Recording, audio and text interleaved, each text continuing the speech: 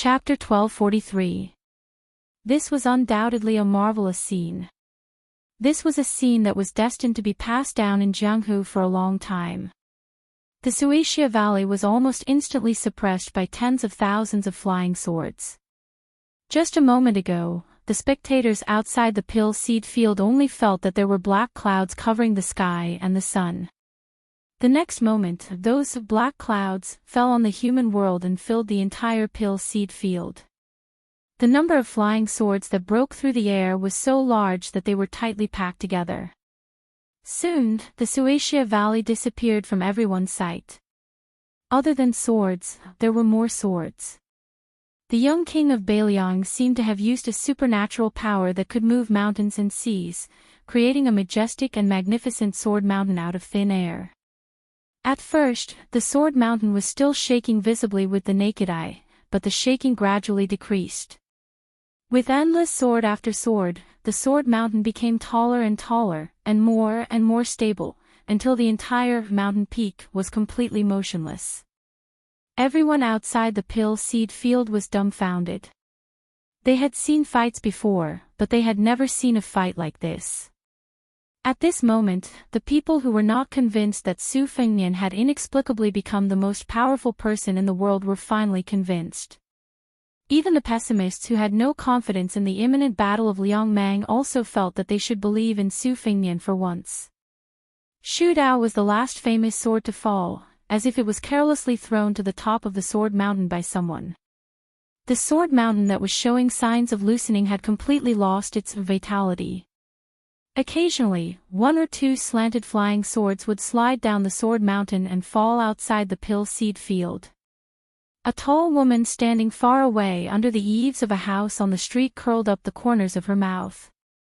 She glanced at the sword mountain that was more than 300 feet high and mocked, "I told you to scram, but you didn't.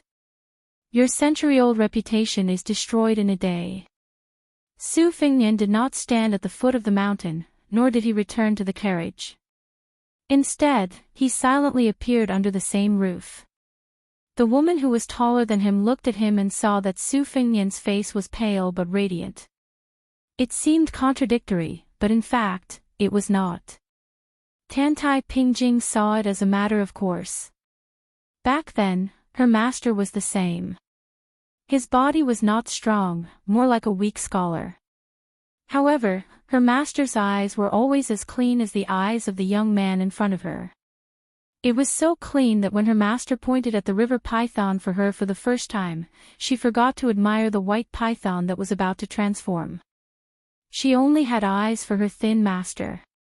Even after decades, his master's catchphrase seemed to still ring in his ears. "Big fool."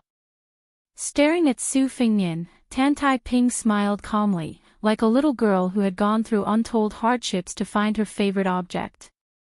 Su Fengnian did not know the inside story.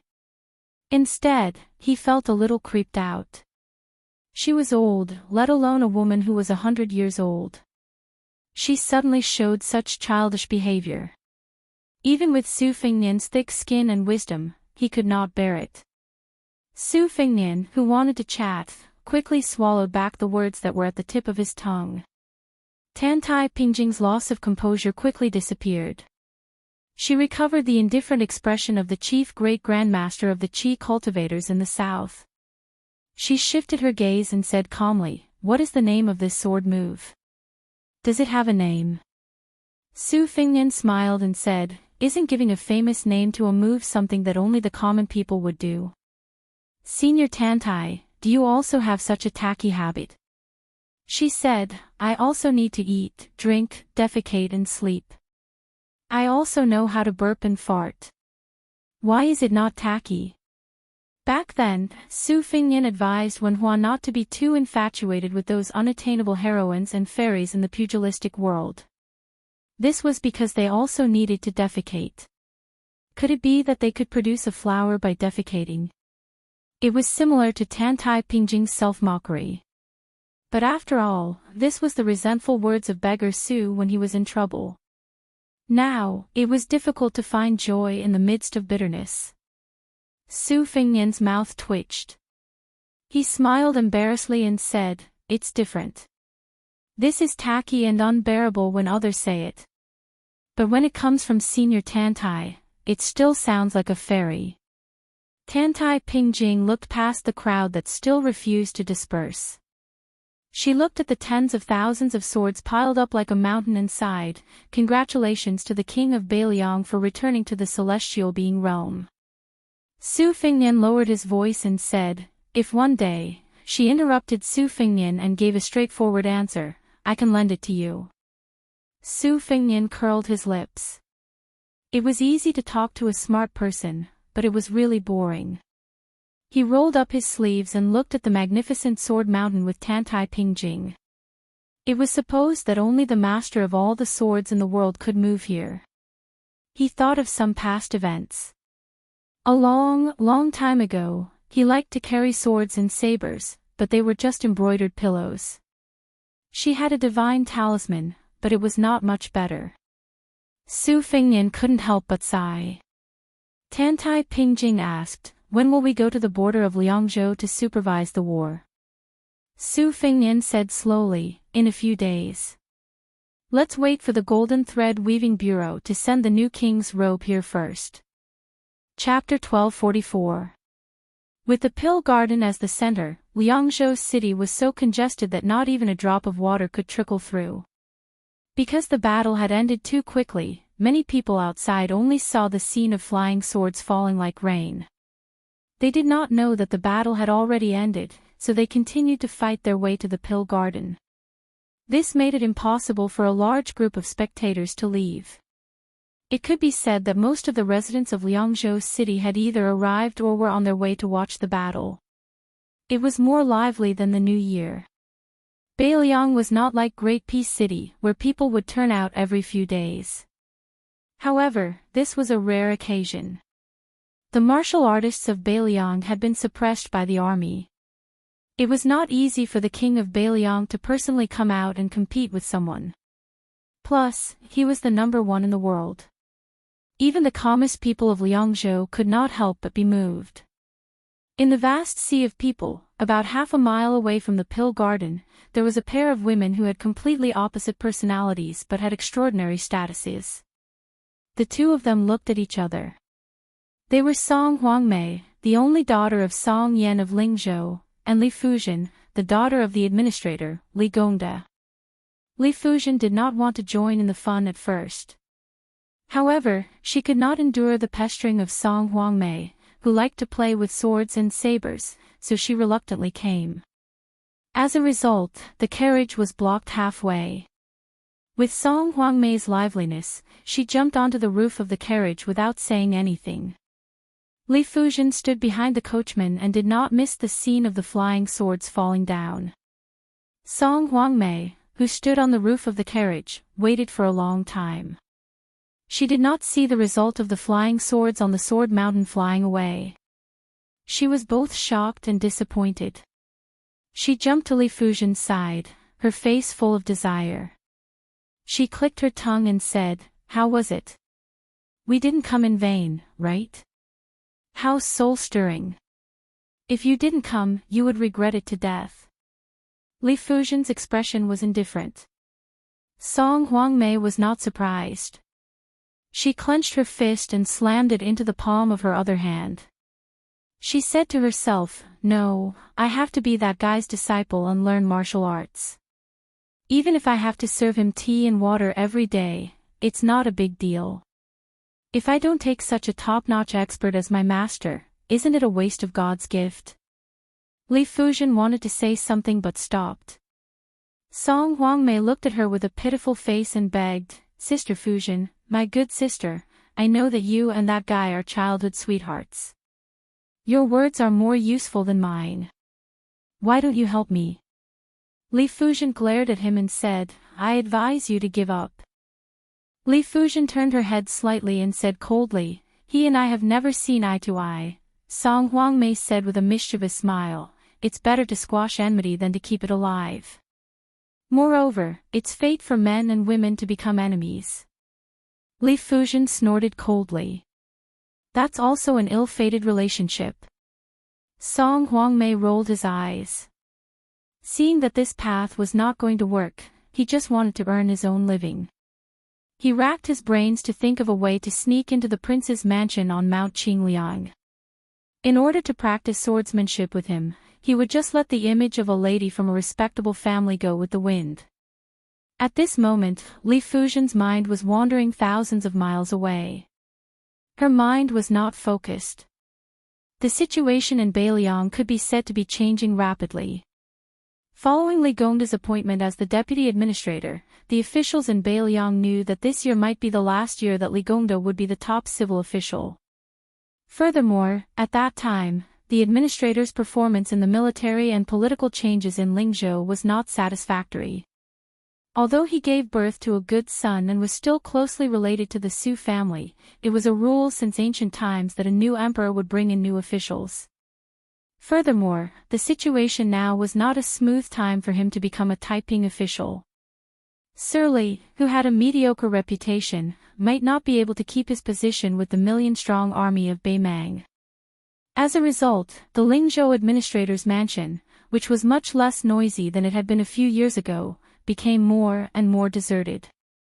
The new and old people in the officialdom all ran over to provincial governors Su Beiji and Song Yan's side to get familiar with each other. Li Fujian had never paid much attention to the ups and downs of the officialdom. However, as his father grew older and did not have any younger children to play with, he spent his days at home dealing with flowers, fish, and insects. Li Fujian did not know if it was because his father's addiction to being an official had suddenly disappeared or if he had accepted his fate. However, Li Fujian was still more used to his father, who spent every day exchanging pleasantries and playing tricks with officials. Every day, he was full of fighting spirit. Every day, he knew who he should meet the next day and what to say. He was not like now, leisurely passing his days and being a rich and idle old man. Li Fujian felt an impulse for no reason. If I beg you for the first time, will you agree to let my father be the Beiliang administrator for a few more years? Li Fujian laughed self-mockingly and shook his head. Li Fujian, why would you have such a ridiculous and funny idea? Song Huangmei understood the character of this elder sister Fujian. When she was stubborn, even 9 oxen and 2 tigers could not pull her back. Therefore, he gave up on the idea of asking her to recommend him. Song Huangmei laughed and approached Li Fujian. Elder sister Fujian, I have always been very curious. Why did the administrator give you such a strange name? It is even rarer than me. What is Fu? What is Shen? Li Fujian was stunned for a moment. This question really stumped her. She had never thought deeply about her name. She had always thought that perhaps it was the famous Fu and the innocent Shen. Perhaps her father wanted her to be carefree for the rest of her life. Song Huangmei saw that she was silent and did not bother to get to the bottom of it. He said to himself, I have always heard that the guy once invited Jinwu Great Emperor to come to the Spring God Lake. With one punch, he destroyed the first Grand Master of Mount Longhu invited by the little celestial master Zhao Ningxin. In the past, I thought that there were no immortals in the world. Now, I feel that it is really hard to say. Speaking of this, Song Huangmei laughed and said, Elder sister Fujian, there is also the word Jin in Jinwu Great Emperor. Jinwu. Li Fujian laughed. Then, suddenly, she could not laugh anymore. There was a word called lianying. Chapter 1245. Hundreds of elite cavalry from Lingzhou escorted the 3 carriages into Liangzhou city. The person at the front was Lingzhou Deputy General Han Laozhan. Looking at his armor, he was also one of the most powerful officers in Beiliang. This made the commoners who saw this scene click their tongues in wonder. They did not know who or what it was that made the Lingzhou military mobilize so many people, emptying half of the military officers in Lingzhou in an instant. Among the group of horses, there was one person who stood out. More accurately, he was like a chicken standing out from a flock of cranes. Among the large group of horses, cold swords, armor, and sharp spears, only this person was wearing the uniform of a civil official. He was escorting the carriage at the front. From time to time, he would glance at the window. His eyes were filled with pride, which was exactly what Su Weisheng had said when he was young. He was the head of the Golden Weaving Bureau, Wang Wolfting. This time, he rushed to Beiliang Palace not because of the Weaving Bureau, but because this young family head of the Purple Gold Wang family had done a beautiful job. He was worthy of Lingzhou Deputy General Han Laoshan being at his beck and call. Inside the 3 carriages, there was no gold or silver, nor was there any auspicious sign to pay tribute to Qingliang Mountain. There were only 3 pieces of clothing. After the Golden Weaving Bureau changed owners, Wang Wolfting focused on this matter. In the other territories of the Liang dynasty, the position of weaving officer was just a secret agent with a rank. They were the eyes and ears of the emperor. They had the privilege of sending a secret letter to the imperial study. Wang Wolfting was a weaving official who was promoted by Northern Liang after Li Shifeng retired and returned to his hometown. She had nothing to do with the talented and resourceful son of the Zhao family. Wang Wolfting, other than closely monitoring the Jianghu factions in Lingzhou, especially the rise of the Fish Dragon Gang, he was more of a weaving officer, doing the work of mending clothes. In the front carriage, there were 3 women. The oldest woman was not more than 30 years old. There was a small purple sandalwood box in the carriage. The youngest woman had a graceful figure and an outstanding appearance. Although she was wearing a woman's uniform made of ice, the details showed her thoughts. Her face was painted with a suitable shade of yume, and the stone used to draw her eyebrows was purchased from Xinyang Zhai, which was known as Lingzhou's women's money-squandering brothel. On her wrist was a disc-shaped carved fish jade pendant that symbolized good luck. At first glance, this woman could tell that she came from a wealthy family. Compared to the other 2 women with few accessories, she was worlds apart. However, this rich woman always talked and laughed with the older woman, but she made things difficult for the woman with the surname Su. Of course, these tricks were all under the table and would not be disliked by others. The young woman did not know why she was so hostile towards the poor widow. No matter how she looked at her, she did not feel comfortable. Perhaps it was because the Su family's woman's chest was even more bumpy than hers. Or perhaps it was because she was clearly a country bumpkin with a son, but she was more popular with men than she was in the Golden Weaving Bureau. It was just like one of the weaving officer's confidants who was blind and fell in love with this woman at first sight. It was as if he had been bewitched. He even rejected the marriage that his family had agreed on, saying that he would not marry anyone other than the Su family's woman.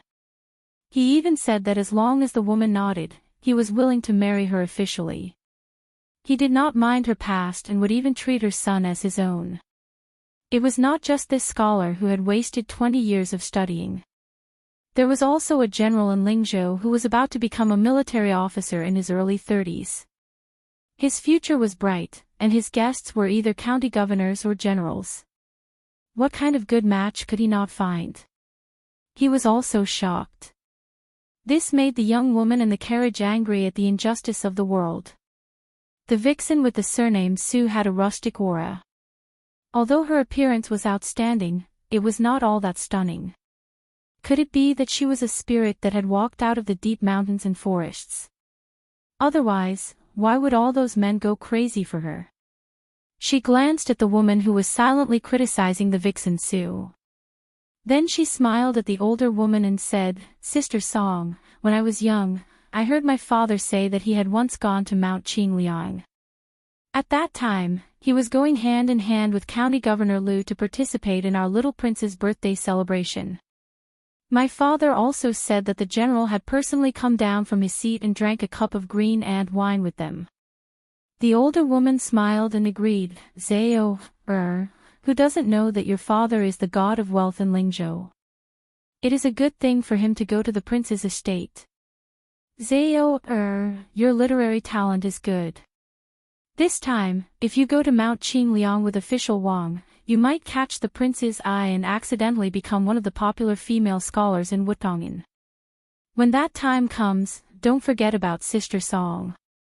The young woman who was nicknamed Zhao, covered her mouth and smiled, borrowing sister's auspicious words, the female scholar really does not dare to have extravagant hopes. It would be a great fortune for Zhao to be that prince's maidservant. The young woman who had left her home to join the weaving bureau, Su Qing, had a faint expression.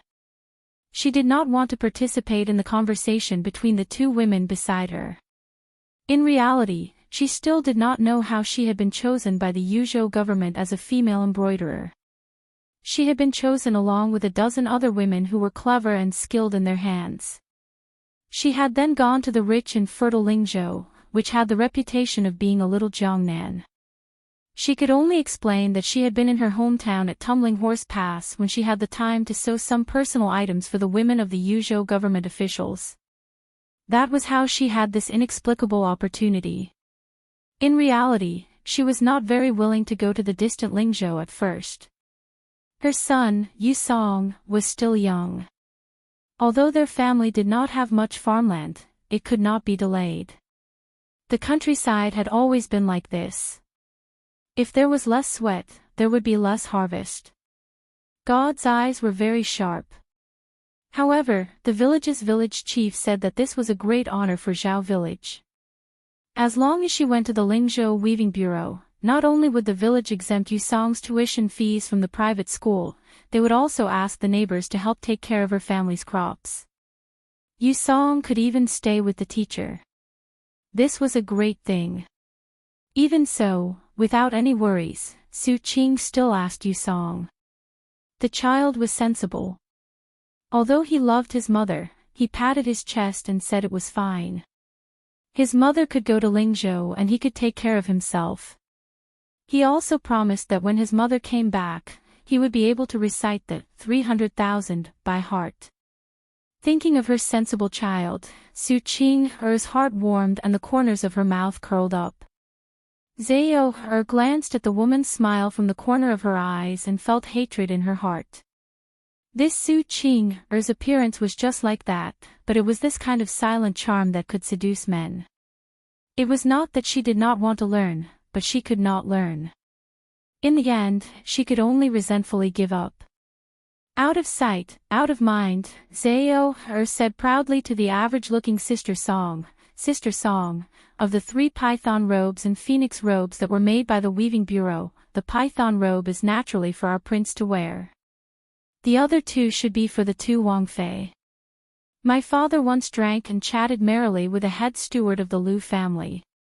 At the beginning of the year, that steward privately said that the young miss of their family might not be able to become the main wife. However, 1 main wife and 3 side concubines have always been a long-standing rule in the Liang sect. Even if the young miss of the Liu family isn't the main wife, she would still be the first of the side concubines. The young miss of the Spring God Lake Wang family is ranked behind her. Sister Song, it's fine if you've heard this before, but you can't tell anyone else. There will be big trouble. The older woman knew that no matter how small the matters of the imperial family were, they were still more important than the monstrous matters of the common people. How could she dare to carelessly gossip about such a secret?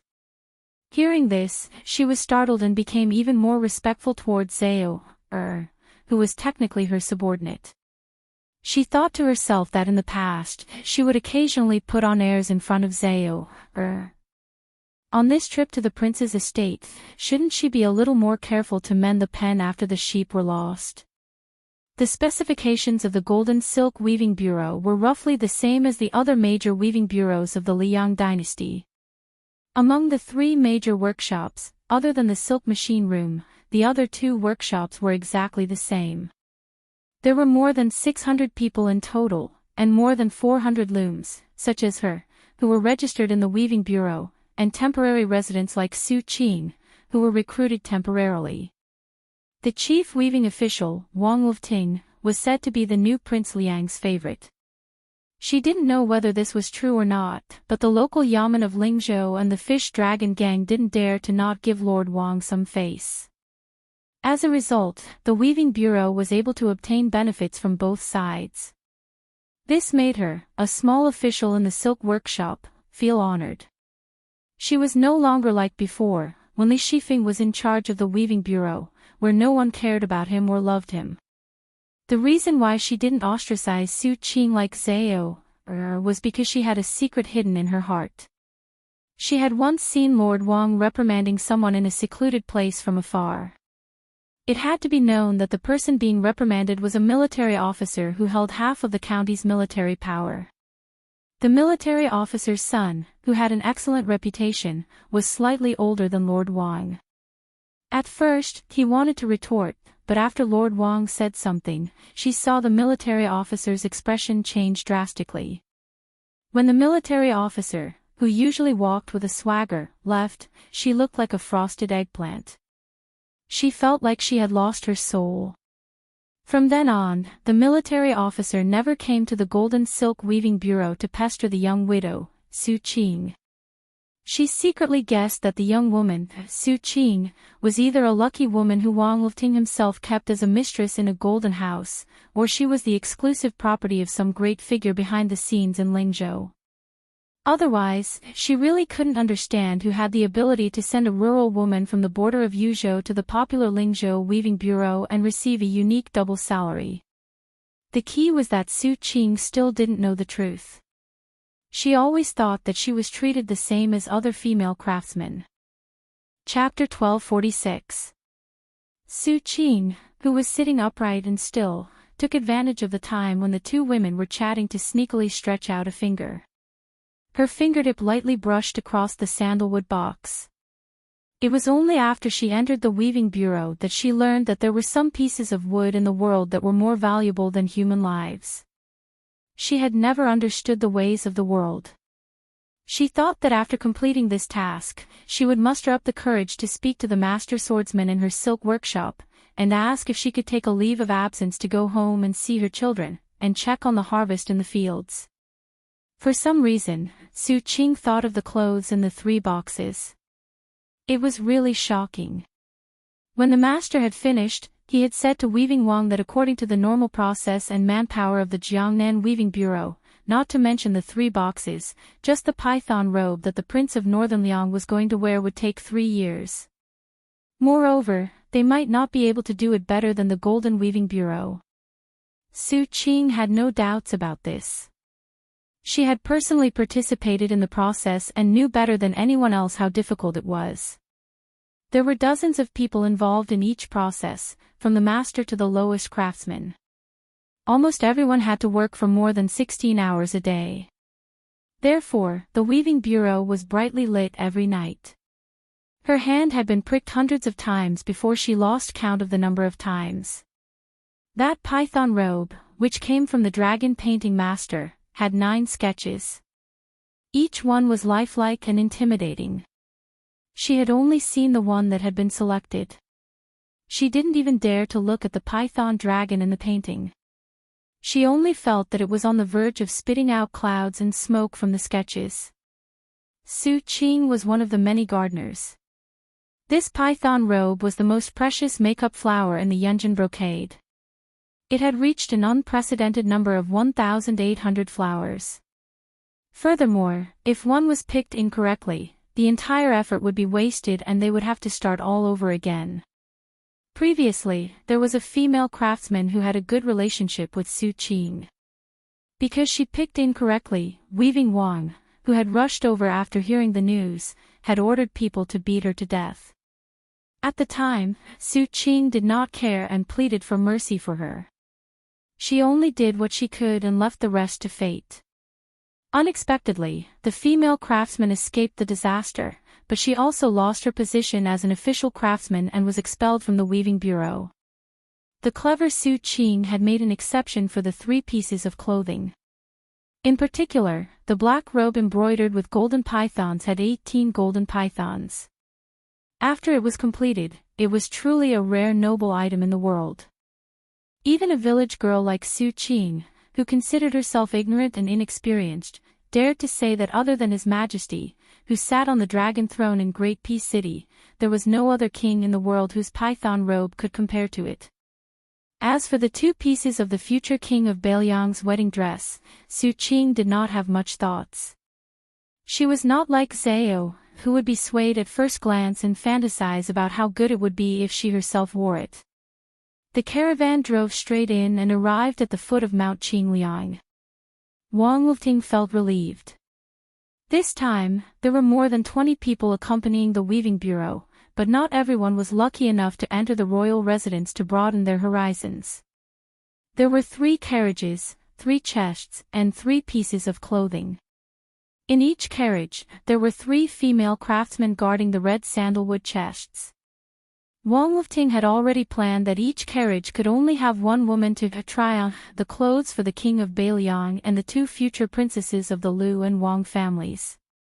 The python robe was undoubtedly of the utmost importance. The female craftsman called Situ Huazhao had her father use countless favors and a full 6,000 taels of silver to beg an expert to help her. Wang Lufting smiled coldly. She wanted to dress the king of Beiliang with just this. After Wang Lufting dismounted, he called out the names of the 2 carriages that would be responsible for carrying the chests into the residence. The 2 women who were called out were so excited that their eyes immediately filled with tears. Their family backgrounds were clean, their appearances were delicate, and their personalities had always been honest. They were definitely not shrewd women who would do something superfluous. Wang Lufting was very confident in them. Then, on the side of the first carriage, Wang Lufting, the Lord of Weaving, looked meaningfully at the unknown Su Qing. He extended a finger and pointed at her, but did not say anything else. Su Qing was stunned on the spot. She had always thought that Situ Huazhao, the proud daughter of heaven, would be the one to try on the clothes for the young king of Beiliang.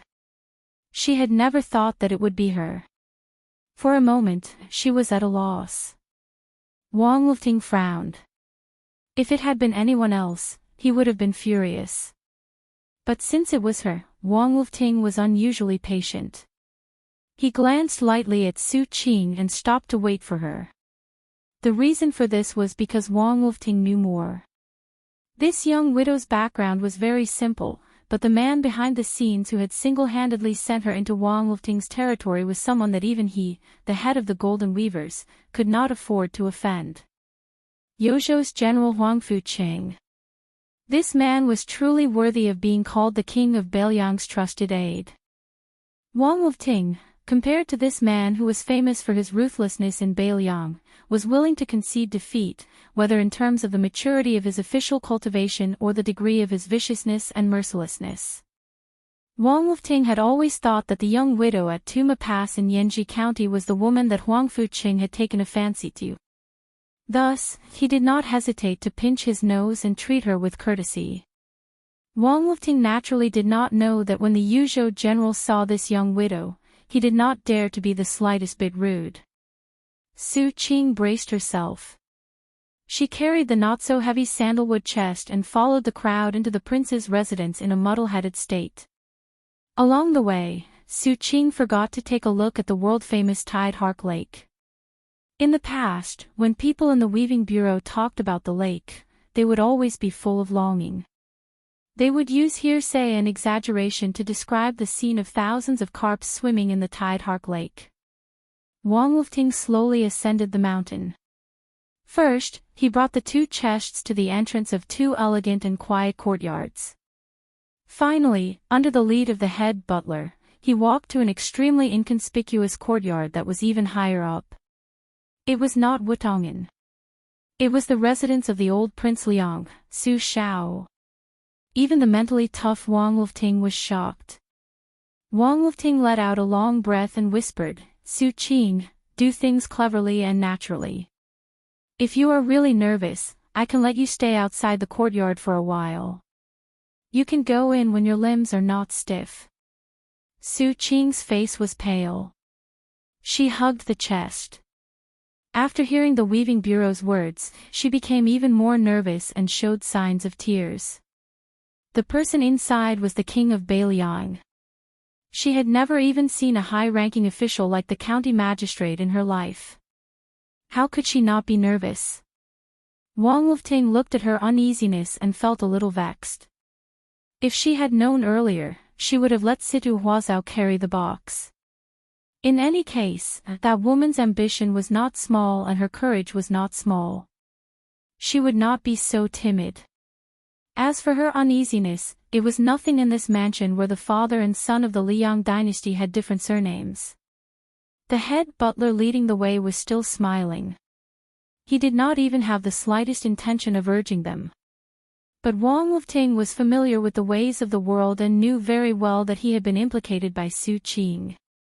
If he wanted to enter Mount Qingliang in the future, unless he was summoned by the king of Beiliang, it would be as difficult as ascending to the heavens. The head butler would not argue with the woman. But in the heart of this well-deserved Beiliang bigwig, just as Wang Lufting had expected, he had a bad impression of Wang Lufting's purple gold Wang family and the entire golden weaving bureau. Wang Lufting looked at Su Qing's increasing panic and sighed in his heart. The head butler narrowed his eyes and glanced at the young weaving official, then turned to the woman and smiled warmly. "Miss, it's fine. Our prince is the most easygoing person in the world. Don't worry and go in.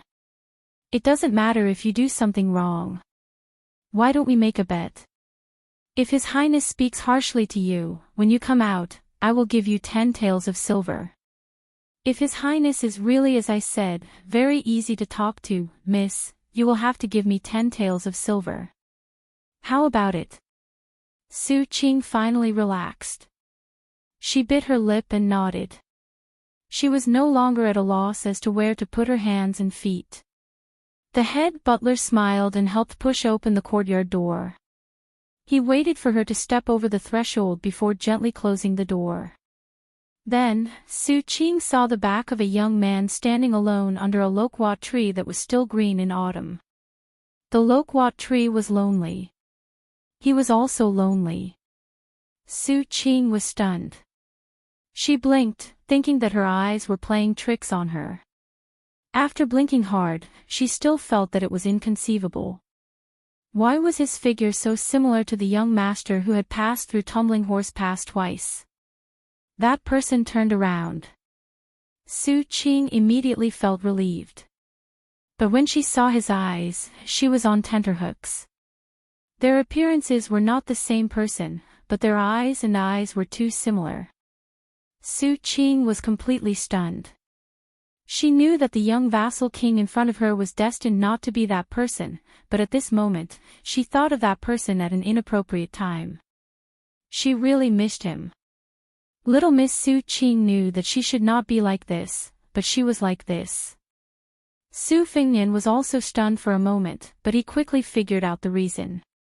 It was definitely Huangfu Cheng's superfluous action. But since it had come to this, he did not want to say anything more. Walking in front of her, he took the chest and said indifferently, "This king can wear his own clothes. You just have to wait in the courtyard. After the time it takes to burn a stick of incense, leave. Tell Wang Lufting outside the door that this king said that the python robe was not bad. Also, tell him not to be in a hurry to leave the mansion." Su Qing nodded blankly. He did not know if she understood. Su Fengnian turned around and smiled. As he was walking up the steps, he suddenly heard a timid shout from behind him. It was definitely the most courageous shout the woman had ever made in her life. "Young Master Su." He did not stop walking. Her face was red, and she was sweating profusely. A few strands of hair stuck to her cheeks. She raised her arm and secretly wiped them. She smiled happily. It was not him. It would be good if it was not him. If it was not him, they might meet again. She still owed him money. He said it was 1,500 taels of silver, and she had to pay it back in 50 years. She was not willing to admit that she agreed to go to the Golden Silk Weaving Bureau because she heard him say that he was a scholar traveling in Lingzhou. Inside the room, the light was dim. Su Fengnian put on the python robe that was obviously made by the Yu dynasty. It fit very well. Just like the one Su Shao wore back then. Chapter 1247. In the dead of the night, a majestic group of horses quietly galloped out of the north gate of Liangzhou City. Among them were the 800 white horse followers who had followed the new Prince Yi, the 100 or so swordsmen of the Wu family who had just arrived at Liangzhou, and a dozen or so Qi cultivators from the Guanyin sect of the South Sea. The leader of the group was the current leader of Beiliang, Su Fengnian, Wu Luding and Cui Hua, the pair of sword attendants, Tantai Pingjing, the head of the Qi cultivators in the south, and the sickly old swordsman with white eyebrows, Sui Xiegu. However, the one who rode alongside Su Fengnian was not the aforementioned people. It was Su Beiji, who was supposed to be in charge of government affairs in Lingzhou. Su Fengnian did not care about Zhu Zi's sudden arrival. He was more than happy. During the day, there were some hidden rumors from Mount Qingliang. It was said that when the provincial governor came to the residence, the prince personally carried the basin. When the provincial governor washed his face, the prince even smiled. This confused the people in the residence. Should they say that the prince was courteous, or should they say that Su Beiji, the young governor of the border, was too popular? Anyway, the northern barbarian, Su Beiji, as the grandson of the king of the northern courtyard, Su Huainan, had a sensitive identity. However, he was able to rise up the ranks in Beiliang. Outsiders could only see the flowers in the fog. Su Beiji brought a piece of terrible news. He thought that the remnants of Western Shu, led by the crown prince, Su Su, had caused Beiliang's plans to go down the drain. They even helped the king of Shu, Chen Jibao, become more arrogant. In Su Beiji's words, it was like Beiliang had finally fattened up a watchdog. Not only would he not be able to eat meat, but he would also not be able to guard Beiliang's gate. He might even bite back in the future. Su Fengnian was rather calm about this. When he first found Su Su and this old man's son, Xiao Dingxiu, in a small town in Beimang, he did not have much hope after interacting with him. Firstly, Su Su was too lazy. If he was in Jianghu, he might do his best. However, if he was asked to go to the temple and scheme, he believed that Su Su would not hesitate if he could quit. Relying on this kid to revive Western Shu was more disappointing than relying on him, His Royal Highness, to carry the flag for Beiliang. It was simply hopeless. Furthermore, Xiao Dingxiu was half an imperial tutor. As long as he could revive his country, it did not matter who helped him. The relationship between Beiliang and Su Fengnian was not enough for Xiao Dingxiu to disregard the big picture and wrestle with Qin Jibao. When all was said and done, the emperor of the Zhao clan had sent Zhao Kai to the western regions with the intention of cutting off the connection between Beiliang and Shu Zhao before forming a huge arc encirclement with the three western regions. Unfortunately, he was intercepted by Su Fengnian and failed at the Iron Gate. However, when Qin Jibao entered Shu and was conferred the title of king, he inherited the strategic plan of the northwest. Although Su Fengnian took advantage of this opportunity to win over the sixth jewel master and started to infiltrate the western regions, Qin Jibao quickly returned the favor and sat in western Shu while looking at southern Zhao. It could be said that both sides won and lost in this battle. However, to Great Peace City, which was watching from the other side, it was a win for them. Without Shu Zhao, which could allow Beiliang to retreat, Beiliang was equivalent to an extended strategic location. Even if the battle was tight, they could only fight to the death until the Su family's accumulated resources in Su Zhao's hands were exhausted. However, if he only wanted to make Su Fengnian angry, Su Beiji wouldn't have personally come to Mount Qingliang. The Lingzhou provincial governor's urgent audience came with a draft regarding the reform of the Beiliang's military. Previously, Su Fengnian listened to Qin Shiliang's suggestion and carried out a series of sweeping and decisive actions to clean up the accumulated abuses in the Beiliang army. A large number of captains and miscellaneous generals who were as numerous as the hairs on an ox were all fired. This made the originally unremarkable position of captains in the three provinces of Liang, Yuling, and Lingzhou become a powerful martial arts club that was only second to the three generals of a province.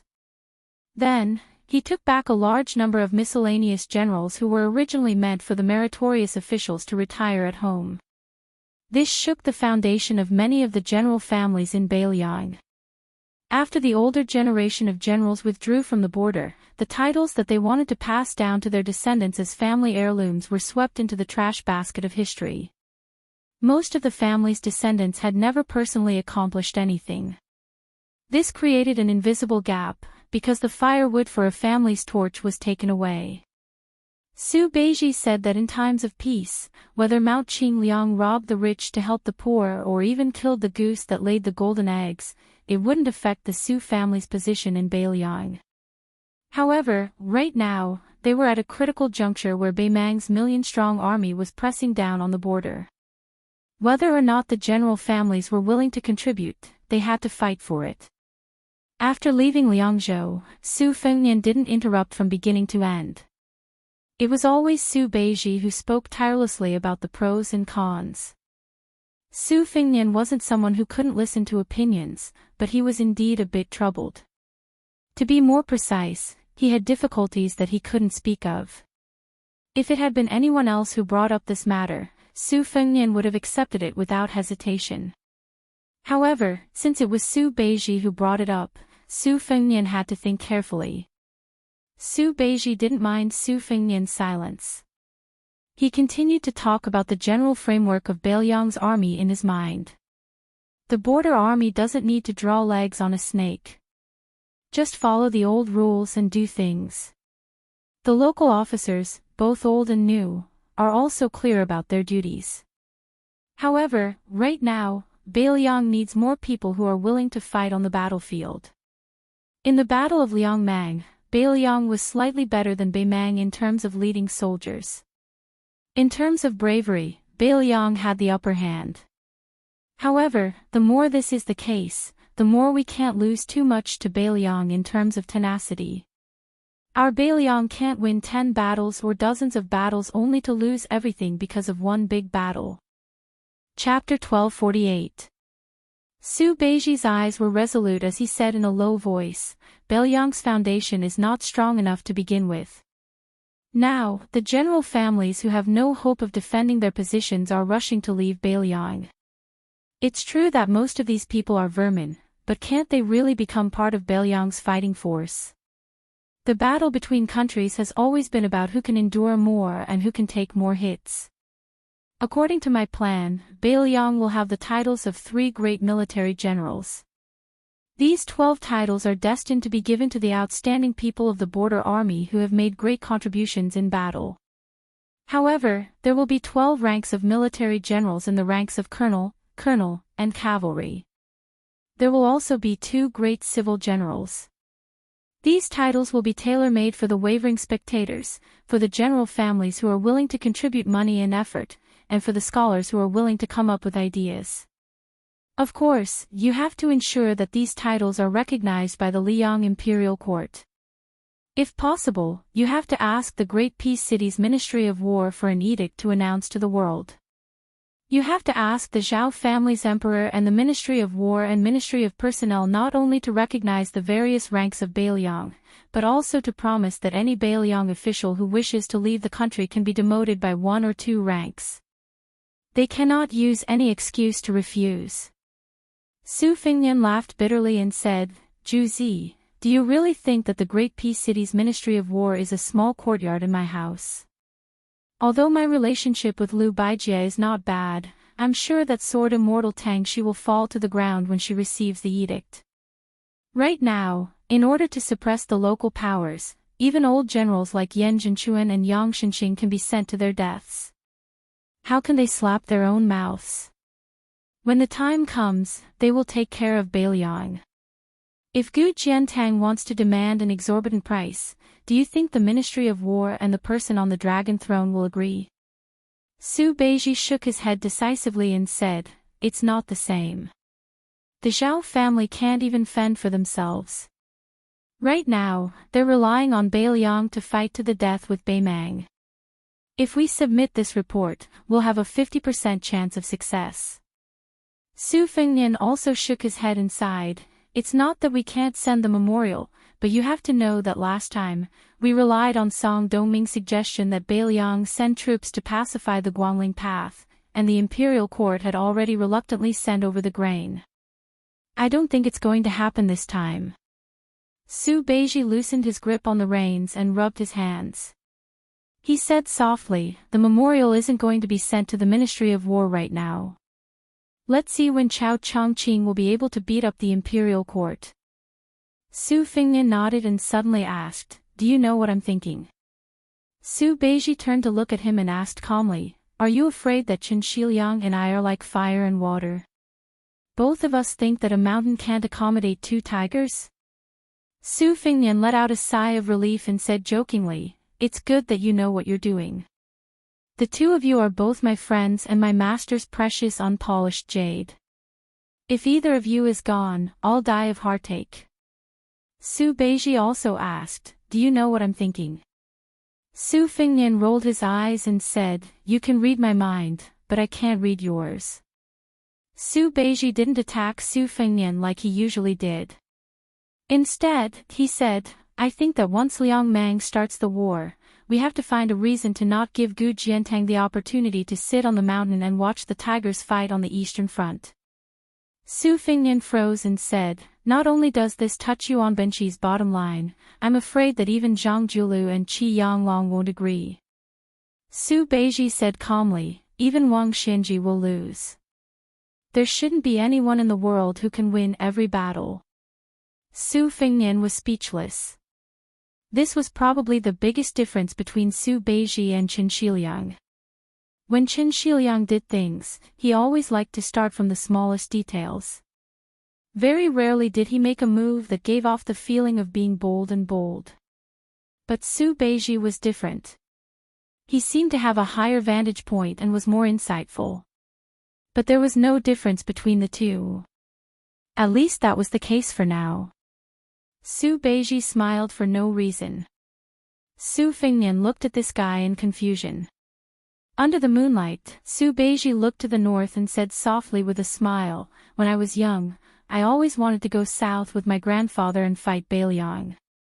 I didn't expect it to be the other way around. Su Fengnian asked curiously, you really don't have anyone in Norland that you care about? For example, do you have a girl you grew up with? Are there any good men who share the same interests? Are there any bastards who you want to ride on top of his head to vent your anger?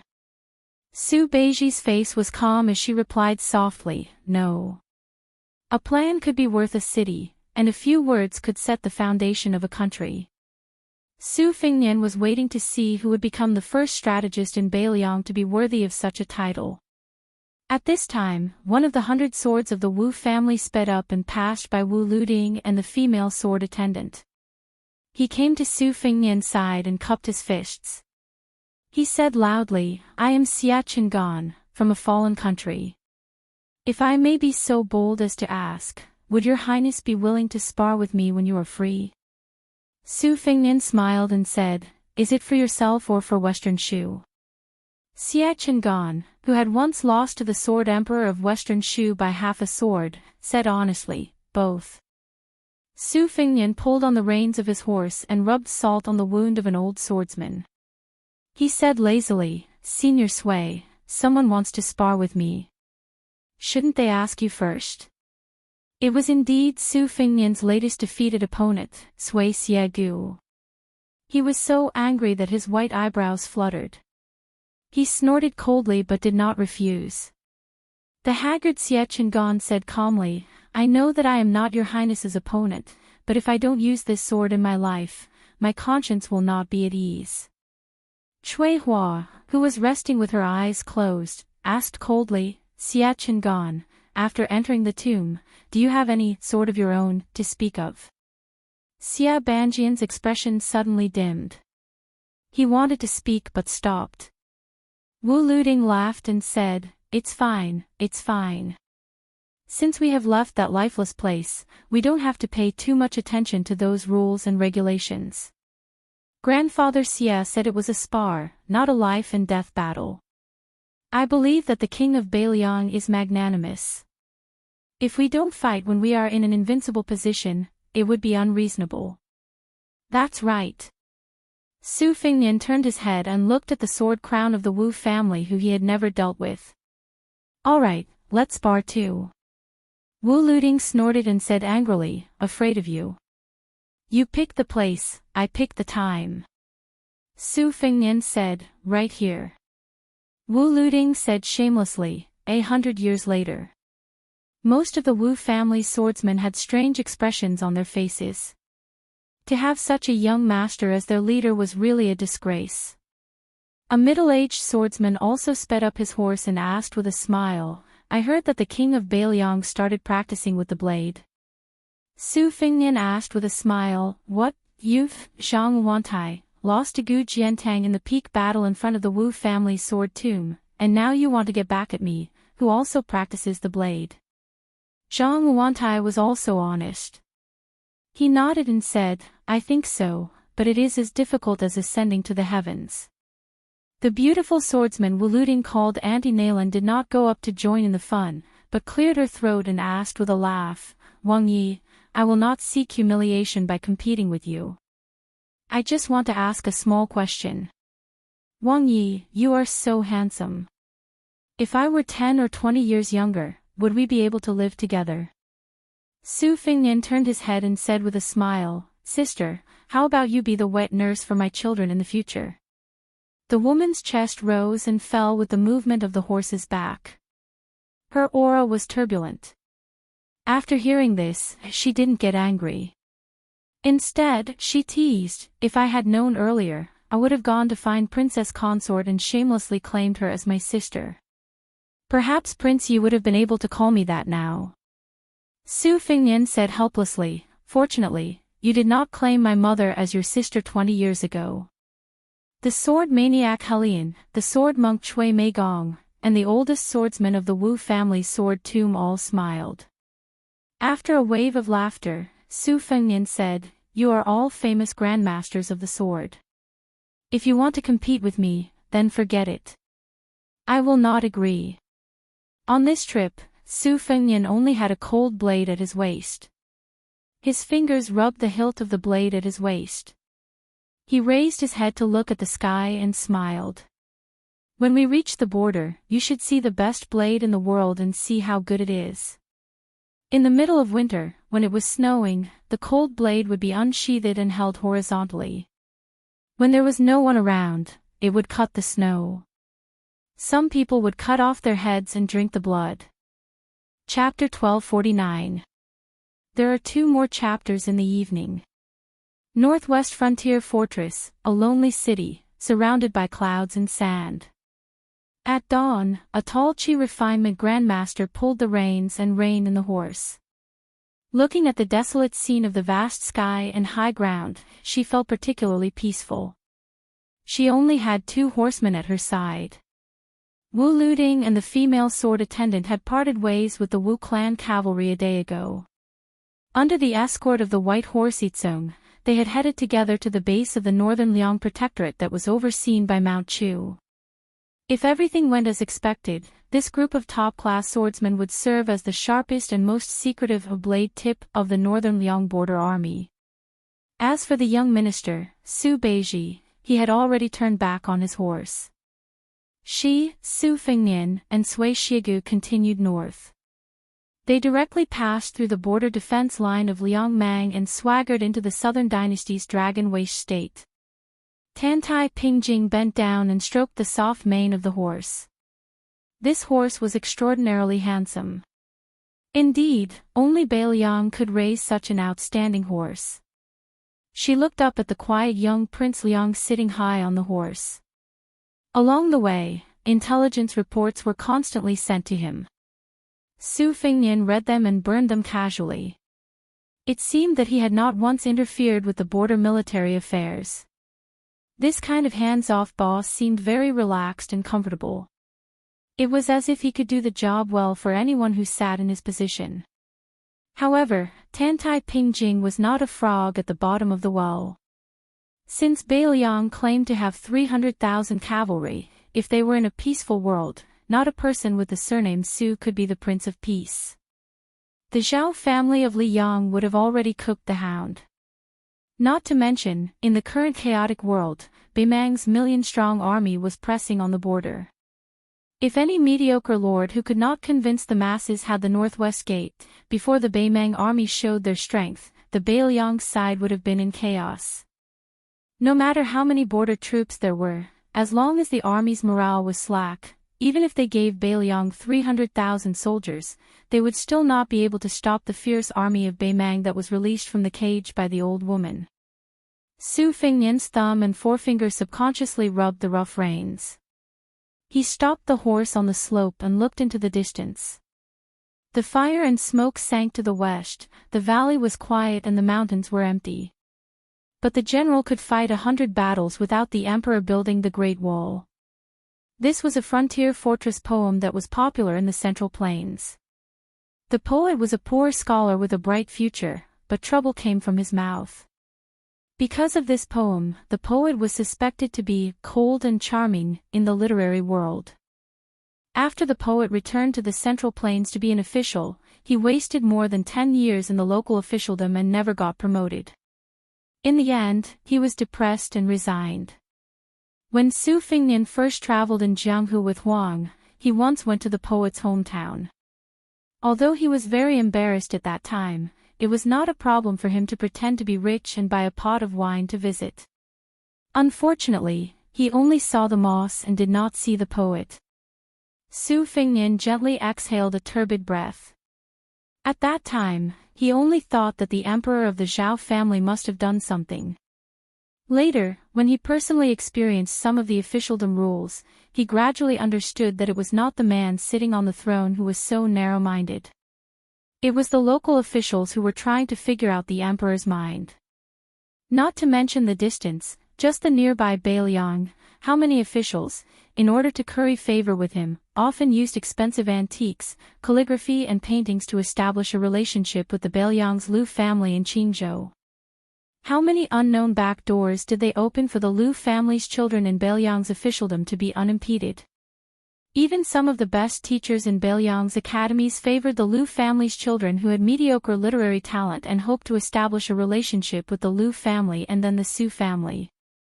If it were not for Lu Qingyan's opinion, Lu Feiqi, the head of the Lu family, would have used this opportunity to become the leader of Beiliang's literary world. Su Fengnian could not help but feel a little sad. He still remembered the ordinary bamboo lantern that the ancestor of the Lu family gave to Lu Feiqi before he died. He wanted Lu Feiqi to take over the lantern that swayed with the chaotic times and strive to pass it on. Obviously, Lu Feiqi, who had long complained about the family moving to the Baron Beiliang, suddenly found that the Lu family had a great reputation in Beiliang after the process of taking root in Beiliang was too smooth. Not only Lu Feiqi, but the entire Lu family was too complacent and was far less conceited than the old fox Wang Linquan, who was a relative of the emperor.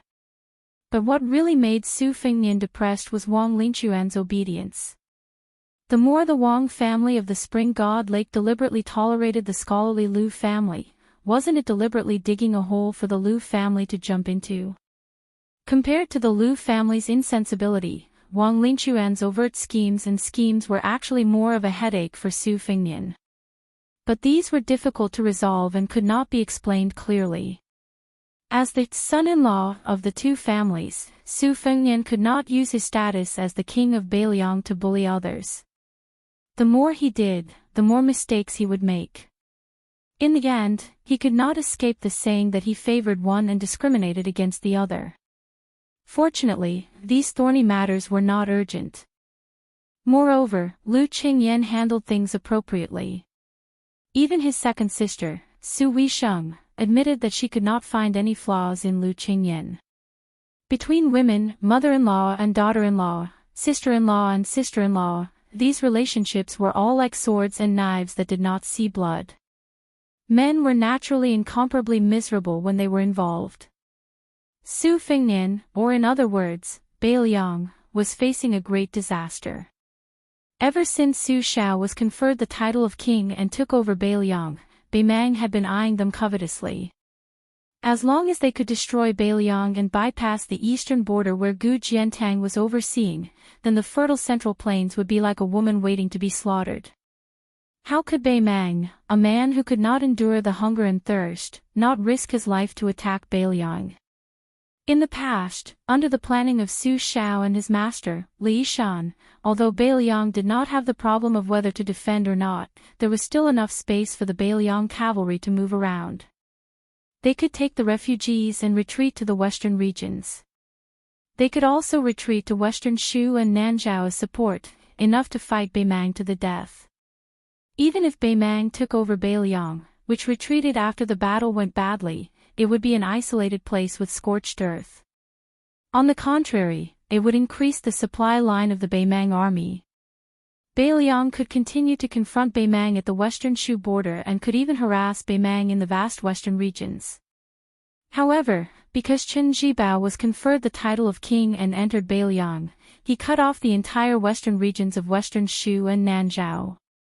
As a result, Su Fengnian and Beiliang had no strategic depth and could only defend to the death. Su Fengnian felt an indescribable sense of guilt deep in his heart. It could not be said that he had let down the Beiliang people, but he felt that he had let down Li Shan. Chapter 1250. The Northern Liang army was overly optimistic about the Northern Mang royal court's internal affairs. Su Fengnian did not think that this would be able to restrain the military strength of the Northern Mang royal court. With the word advantage in front of them, this was the general trend. As long as the old woman used both kindness and power, she would be suppressed by Tuoba Bodhisattva's great army on one hand, and she would be conferred the title of Marquis on the other hand. She would be able to conquer the Central Plains. It would not take too long for her to truly unite the country and march southward. Sui Xiagu was 100 years old and had traveled to the ends of the earth. He had seen all the emperors, generals, and commoners. The affairs of the world could not stir this one-armed old man's emotions. He stood beside Su Fengnian, who was in a daze and felt a little bored. He casually asked, when this old man was young, he did not understand why the generals and soldiers loved to fight. Were they really not afraid of death? The spring and autumn war was easy to understand. People in troubled times were not as good as dogs in times of peace. Life was worthless because they were forced to not take it seriously. Now that Beiliang has been at peace for a long time, can it really stop the million-strong Bei Mang army? Su Fengnian calmly said, "It's simple. Give up one's home for the country and give up one's life for one's home. No one is not afraid of death. It's just that everyone knows that the Beiliang cavalry is not afraid of death. Other than the fact that the Beiliang people are naturally brave, many of them also know that they have no way out. Their home is in Beiliang. If they retreat, the border troops will disperse and the Bei Mang army will invade the south. Even if they escape from Beiliang, their two legs will not be able to outrun the four legs of the Bei Mang army." Sui Xiagu curled his lips and mocked, "None of you officials are good people." Su Fengnian laughed, "Don't I have no way out too?" Sui Xiagu rolled his eyes and said, "With your skills, if you really want to kill people, why don't you go to Dragon Waste State alone and kill them all? Don't tell me that Bodhisattva Tuoba, Hong Jingyan, and the others are following behind you every day."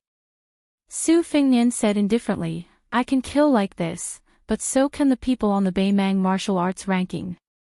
When two countries are at war, this kind of action can't be said to be meaningless, but it really doesn't have much meaning. Of course, if one day Beiliang can no longer defend the northwest gate, I will definitely do so." Sui Xiagu was about to speak when he heard Tantai Pingjing snort coldly. The sword-eater old monster immediately shut his mouth. At this moment, there was a cloud of dust in the distance. Looking at the route, it seemed that they were going south. They probably saw the three horses on the small sand slope. These people with superb riding skills headed straight for the slope. However, they did not act blindly without thinking.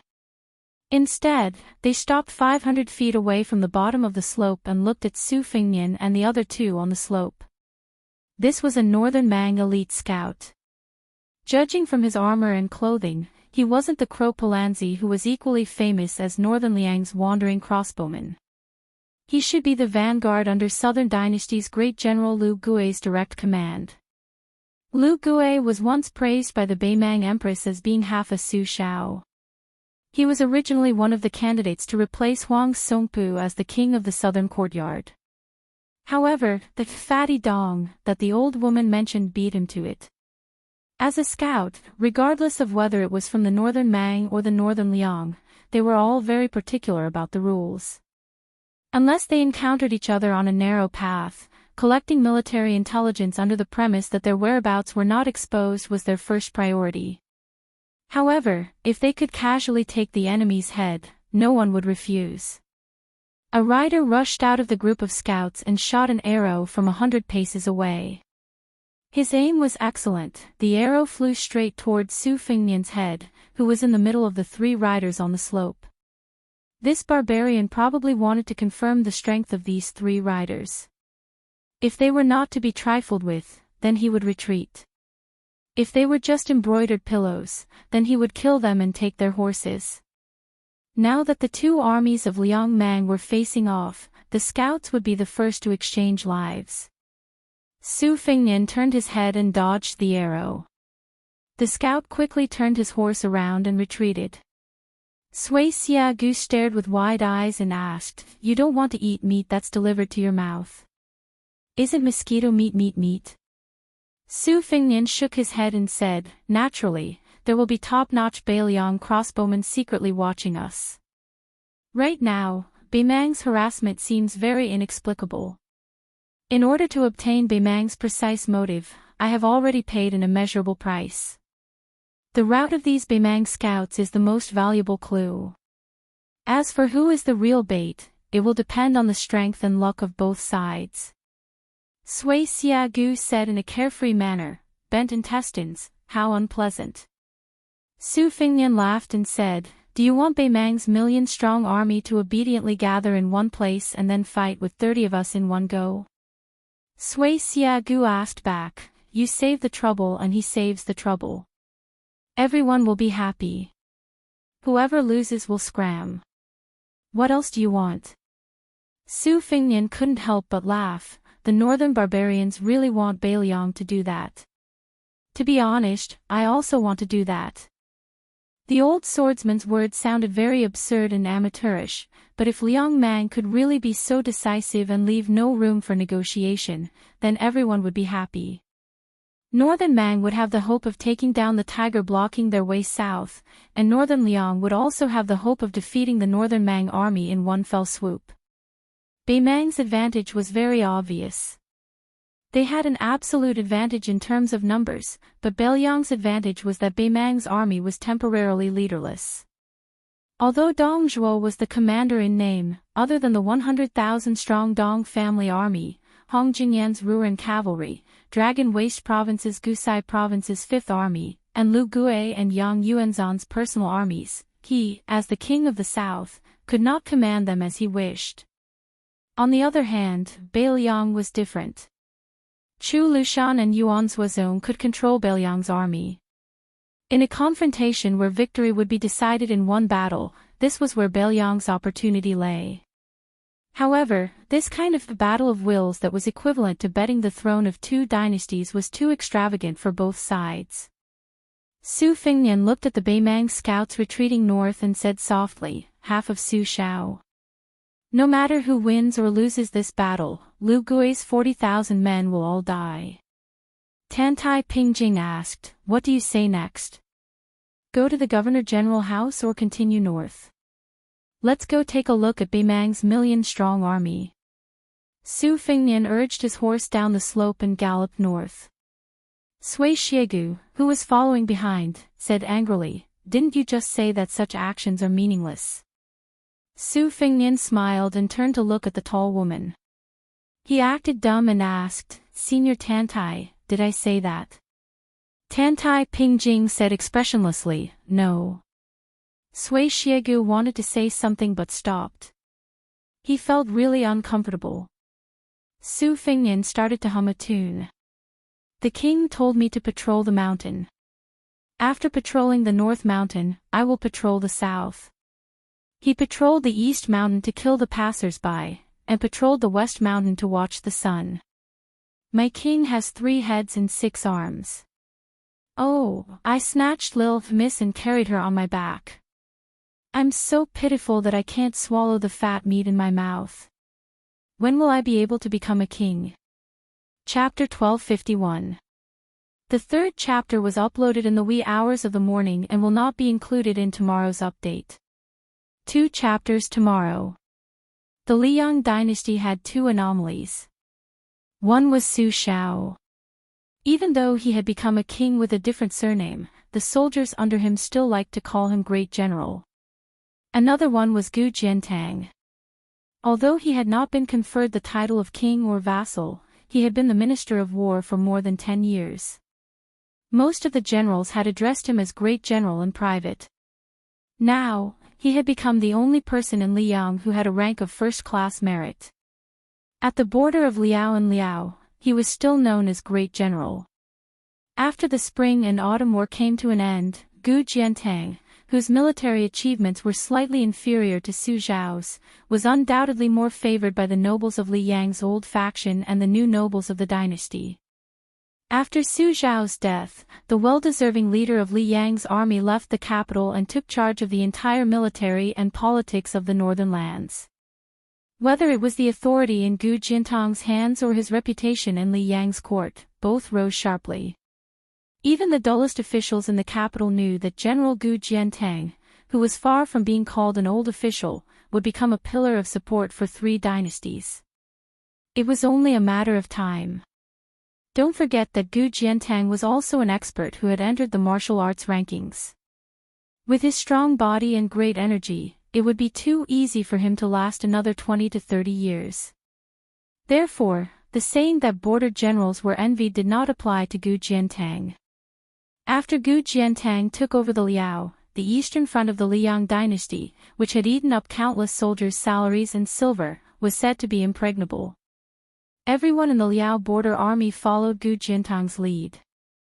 Especially before Great General Gu resigned as the Minister of War, Great Peace City had some objections to the bottomless Liao soldiers' salaries. After Gu Jiantang left the capital and went to the north, although Gu Lu, which had lost its backbone, started to fall apart, the court support for the eastern Liao border army became greater and greater. Originally, the court would be hesitant about the rewards for the soldiers at the border, dragging it out and reducing it if they could. Now, it was unobstructed and not reduced. With such a general, the Liao border army had a new look and a rare morale. There were even rumors circulating in private that Great General Gu might be able to go one step further. Since Su Xiao was a great general, he was. Su Xiao had been a pillar of the country, and he was also one. Then, since Su Xiao was a king with a different surname, why couldn't he, Gu Jiantang, be one? Who in the world didn't know that the court was wary of Beiliang, but trusted Great General Gu? The morale of the Eastern Front was high, especially after the northern barbarians brazenly split up their troops. Almost all the generals of the 2 Liao had gone to the general's tent to ask for battle. Since the northern barbarians clearly bullied the weak and feared the strong and decided to attack Beiliang first, why did they dare to challenge us with only 200,000 to 300,000 soldiers? Were they enough to fill the gaps between the teeth of our Eastern Front army? But whether it was the old subordinates who had followed Gu Jiantang during the spring and autumn war or the outsiders of Gu Lu who had been steadily rising in the 2 Liao, none of them were able to make the general nod. In the end, many generals were even chased out of the tent by the general, who didn't get tired of them. It was about to be winter. The 2 Liao were bitterly cold, and the coldness was bone-chilling. On the official road leading to a Wu castle, the leader of the cavalry was a man wearing a slightly old and expensive fox fur coat. Under the fox fur coat was an iron armor that was still as bright as new after many years. Behind him were 200 elite light cavalrymen who were familiar with archery and horses. The man was no longer young. His hair was white, but at a glance, there was no trace of fatigue or lethargy on his body. One could even clearly recognize his iron-blooded temperament that was full of hard edges. It was hard to imagine that a man who was almost 50 years old and had been an official of the capital for more than 10 years still hadn't lost any of his sharpness in the officialdom. On the contrary, those 10 years of hibernation were like 10 years of sharpening a knife. The more you sharpened it, the sharper it became. It must be known that the old fur coat he was wearing had extraordinary significance. Back when the Zhao family ruled the world, the late emperor of Liang rewarded them according to their merits. Countless civil and military officials were promoted and rewarded with wealth and mansions. However, only 3 people were bestowed with fox fur coats by the late emperor. At that time, the only civil official who received this honor was the youngest grand secretary in the history of Liang, the blue-eyed Zhang Julu. The only generals who had helped the Zhao family conquer the world with a blade and a spear were Su Shao and him. After he gave the talisman knife Nanhua to that interesting young man, he only had the most ordinary frontier army battle knife as a pendant. However, no one dared to deny that he was the #1 expert in blade techniques in the world. Unlike the top swordsmen of Jianghu who each had their own style, the people who used the blade in the world, even those who were crowned with the title of Grandmaster, seemed to be miles apart from this person. No wonder Wu Ping said that he alone occupied half of the world's blade intent. A group of travel-worn riders entered the official road from a small path in the west. Behind the man were 2 young military officers with similar appearances. One of them frowned slightly, while the other, younger, smiled knowingly. In the entire Liao, only that girl and that madman dared to block the road like this. It couldn't be helped. One of them was their father's most beloved daughter, while the other was half a son and half a son-in-law. These 2 military officers with real power at the border were not the sons of the aristocratic families in the capital who came to Liao to gild their names. They were able to obtain their positions and military power today because of the military merits they gained from climbing through piles of corpses on the battlefield. Gu Donghai and Gu Shishan were sons of the most influential families in the Liang dynasty. However, these 2 young men had started out as ordinary soldiers. After they were promoted to military officers, even their superiors didn't know their true identities. It wasn't until they became military officers in charge of military affairs that they were able to enter the sights of the high-ranking generals of the 2 Liao. At that time, they were still the sons of the Minister of War. Only then were they recognized by the generals who were familiar with the capital's officialdom. The man and woman of the cavalry naturally rode side by side with Gu Donghai and Gu Shishan, without any sense of unfamiliarity. Gu Shishan rudely said to that guy, "Madman Yuan, you came empty-handed. You're not paying attention, kid. Aren't you afraid that your future brother-in-law won't pay attention to you?" The young swordsman called Madman Yuan grinned, revealing a mouthful of cold, snow-white teeth. He gestured with his chin at the woman beside him. "What's there to pay attention to? This time, your sister almost burned down Wild Goose Castle in Jizhou. Gu Shishan, your family sells vinegar, right? You're such a big vinegar jar. With her ruckus, the entire Liao can smell the vinegar." The woman smiled but didn't say anything. Gu Shishan laughed and said, "You should be content. If it was anyone else who dared to do this, wouldn't the man's thing be castrated to go with wine? Not to mention the women of Wild Goose Castle, even if it was a princess or a princess, she would go up and slap them.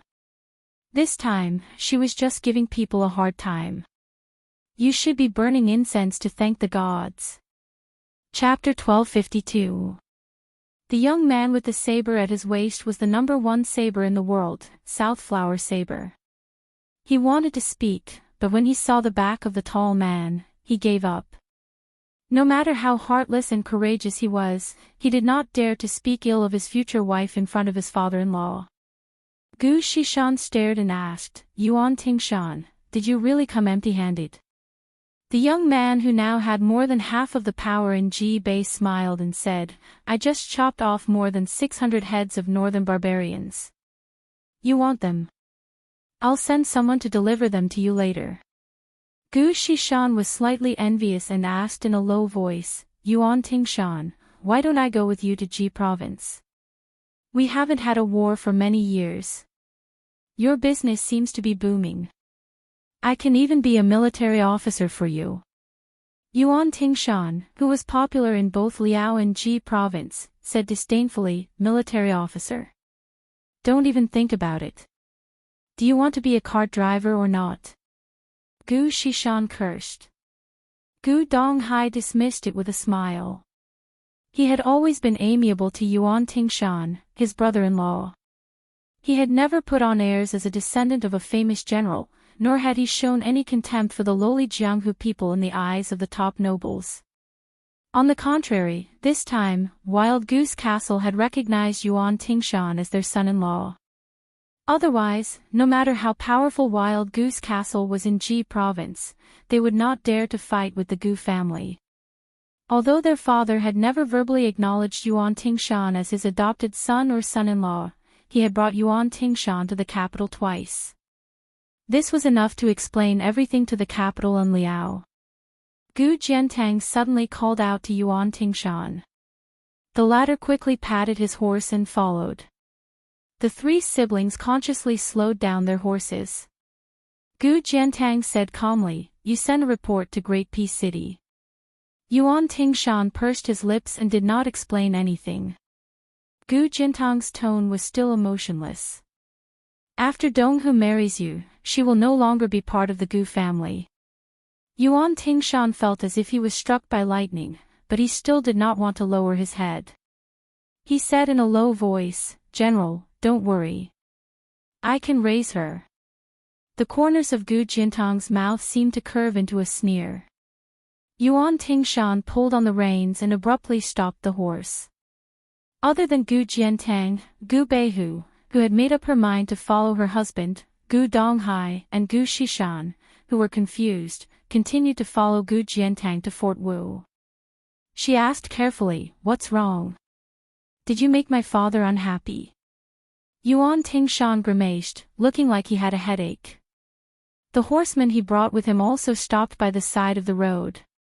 Yuan Tingshan rubbed his chin and said, "Your father is really interesting. He obviously wants to eat the 200,000 Beimang soldiers, but he wants to be a stone Buddha.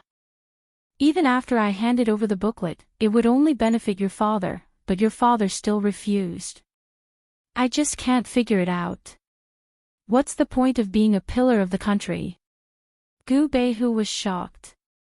Wasn't that memorial to ask for merit from the Ministry of War? Yuan Tingshan tilted his head and spat. "A few hundred barbarians' heads are nothing to me.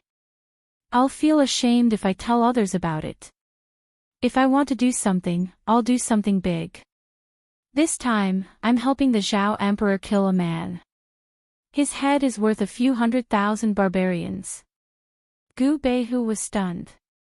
Gu Jiantang turned his head and looked towards the south. His eyes were dark and complicated. In the imperial study of Great Peace City, the Emperor of Zhao walked to the center of the study, squatted down and used a pair of tongs to stir the charcoal in the brazier. Beside him, Song Tonglu, the head of ceremony directorate who served the emperor, bent his back and trotted over. His steps were quiet, like the steps of an agile cat, but one could see that this successor of Han Xingxian was trembling with fear. There was a memorial in the hand of the emperor of Zhao clan, and Song Tonglu knew it very well. It was sent to him by Yuan Tingshan, a popular figure in Ji Bei. As for what was written on the memorial, when Han Xingxian was still the head eunuch, he could read it first before deciding whether to submit it to the emperor or to the Ministry of War. But now, the imperial palace had set up an assistant eunuch, and Song Tonglu did not dare to touch it anymore. The emperor of Zhao family held the memorial and placed it on the burning charcoal. But when he lit a corner, he hesitated and pulled his hand back. He knocked on the edge of the brazier and extinguished the flame. There were 4 or 5 life attendants in the imperial study. They were all quite young, and they were still buried in their books. They did not seem to have noticed the strange scene. The charcoal fire shone on the pale face of the emperor of Zhao family. A great eunuch who was allowed to wear a bright red robe said softly outside the room, "Your Majesty, the Right Chancellor of the Imperial College, Jean Lanting, requests an audience." The Emperor of Zhao family's arms hung in the air. He was deep in thought, as if he did not hear the voice that was neither soft nor loud. Song Tonglu held his breath and bent down. He did not dare to speak, but he stretched one hand behind his back and waved at the open door. The great eunuch who was also bent down should not be able to see the subtle movement of the ceremony supervisor's palm seal, but he immediately moved back. The Emperor of Zhao family slowly came back to his senses and said calmly, "Permission granted." Song Tonglu said softly, "Your Majesty." The Emperor of Zhao family grunted in acknowledgement. Soon, Song Tonglu quietly brought in a small embroidered stool. The Emperor of Zhao family sat in front of the brazier. The memorial was placed on the front lapel of his yellow dragon robe. It was placed on a beautiful dragon that was baring its fangs and brandishing its claws. Jean Lanting, who had a beautiful beard, stepped over the threshold and was about to kneel down when the Emperor of Zhao family said softly, "You're excused." The Emperor of Zhao family stretched out his hand. Song Tonglu hurriedly brought in another stool. Jean Lanting, who was flattered, carefully sat down after thanking him. The Emperor of Zhao family looked at the scholar from Beiliang. The haze between his eyebrows seemed to have lightened a bit. He said pleasantly, "Third young master, do you have something to report?" Jean Lanting's expression was calm and resolute. It was as if he was possessed by a god. He looked like he was about to die. He said respectfully, "I do have something to report. I should have reported it to you, but I think I should still report it to your Majesty face to face." Jean Lanting stood up, bent down, and took a few steps back. He knelt down with all his strength and prostrated himself on the ground. He said slowly, "Your humble servant Jean Lanting wants to impeach Grand Secretary Zhang Julu for 10 major crimes." Your humble servant. Grand Secretary. In the imperial study, almost all of the emperor's personal servants trembled. The Emperor of Zhao family was silent. In the Eastern Palace, Crown Prince Xiao Zhuan stood alone under the golden birdcage with a dumb parrot. He was whistling happily. He said to himself, his purpose is to be the world's #1 traitor since ancient times. He used power to avoid it. Let me calculate, how many crimes are there? Controlling the power of the court and acting arbitrarily. Raising a border army for private reasons and squandering the national treasury. Colluding with the powerful eunuch Han Xingxian. Framing the valiant martyr Han family for personal reasons. Not doing enough to govern the country, leading to the restoration of West Chu. And I can't seem to think of anything else even after racking my brains. Speaking of this, the Crown Prince smiled. It's really been hard on our third young master Jean. Chapter 1253. As Beimang's army moved southward, Liuwa City, which was located at the border of Dragon Waste State, became an extremely eye-catching town. After the previous city magistrate, Tao Qinji, died without reason, the new city magistrate who replaced him naturally rose in status in the imperial court. However, when he received the news in haste, he was still quite frightened. Leading a few of his personal guards, he rushed out of the city with all his might. However, at the intersection of an official road and a small winding path, he was rudely stopped. The city overseer did not complain at all, only resentfully returning to his residence. On the way back, he didn't need to rush. From time to time, he would turn his head to size up the few solemn cavalrymen. Hey, it's Beimang's self-proclaimed second-best scout, Crow Palanzi. It's said that training a single Crow Palanzi is comparable to training 2 heavy cavalrymen in Baiting's imperial tent. Only that fatty was willing to spend so much money. Ever since Dong Zhuo was promoted, he still wore armor when he went out. Even when he went to the imperial court to see Her Majesty, he didn't wear the prominent official robe of the king of the southern courtyard. However, this time, he didn't alert any of the border armies. When he arrived near Liyue City, he changed into this robe that could be said to be second only to one person. He held the small hand of Tao Qianji's daughter, Tao Manwu, and walked to the front of the old and new graves. The old grave was quite old. Although the one lying in it had no relatives or friends, it wasn't overgrown with weeds in the past. This was because when the one lying in the new grave was alive, he would often have people pull out weeds. After he retired from the position of Commandant of Chong and became the city magistrate of Liyue City, he would often visit the grave. Unfortunately, now that he was neighbors with the old guy, he was powerless even if he wanted to. Dong Zhuo squatted behind him and put a pot of wine at his feet.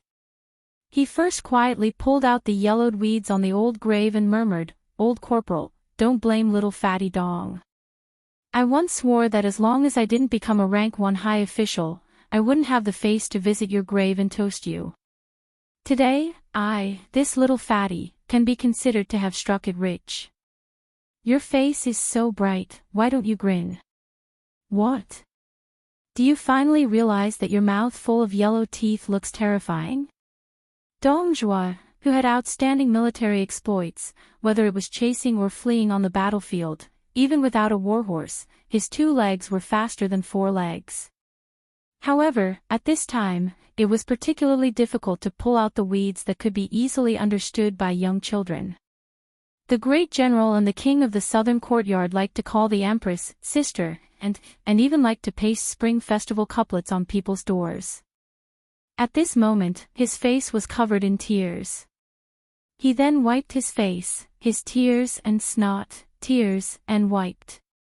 His face, tears and his nose, was unclear. "Corporal, there's a saying's, tears and his nose. His tears. And his tears and his tears and his ants, s to what I wear. The is King's Row. S was s. Old Sergeant, can you believe it? Back then, that little fatty whose legs would go soft whenever he saw a small-scale Northern Liang cavalry, and that little fatty whom you scolded as a coward, was the most senior official among all the soldiers you brought." Dong Zhuo didn't turn his head. He just pointed at the new grave and said, "Look at that bastard Tao Qianji. He's worse than you. He didn't even die on the battlefield. He died just like that. If he's not AF** king deserter, then what is he? Corporal, can you sleep soundly with this kind of person as your neighbor? In any case, I, Dong Zhuo, won't believe it even if I'm beaten to death." Dong Zhuo suddenly turned his head and roared at the new grave, "Tao Qianji, I'm scolding you. After the old corporal left, you were the first among your brothers to become a corporal, the first to become a commandant, and the first to become a general. You think these are amazing? Bullsh***. The highest-ranking official in your life is the commandant general, the lousy city overseer who left behind a small city. Damn you." Dong Zhuo smiled bitterly, "I know. You think it's shameful to be with me. That's why you're unwilling to come to the Dong army to help me. Others are just suffering because they want to save face. Look at you. You're dead, aren't you? If you have the ability to crawl out, I'll kick you back." Dong Zhuo was probably afraid that he would frighten the little girl kneeling in front of the new grave, so he restrained himself. He unscrewed the lid of the wine pot and took out 3 wine cups from his bosom. He put one on the grave of the old corporal, squeezed out a smile, and said to Tao Manwu, "Little Manwu, give the cup to your father." With his alcohol addiction, he must be craving for wine after lying down for so long. The little girl took the cup with both hands. Uncle Dong poured her a cup of wine and gently sprinkled it in front of her father's grave. Dong Zhuo sprinkled a cup of wine in front of the old grave. He also raised his head and drank a cup.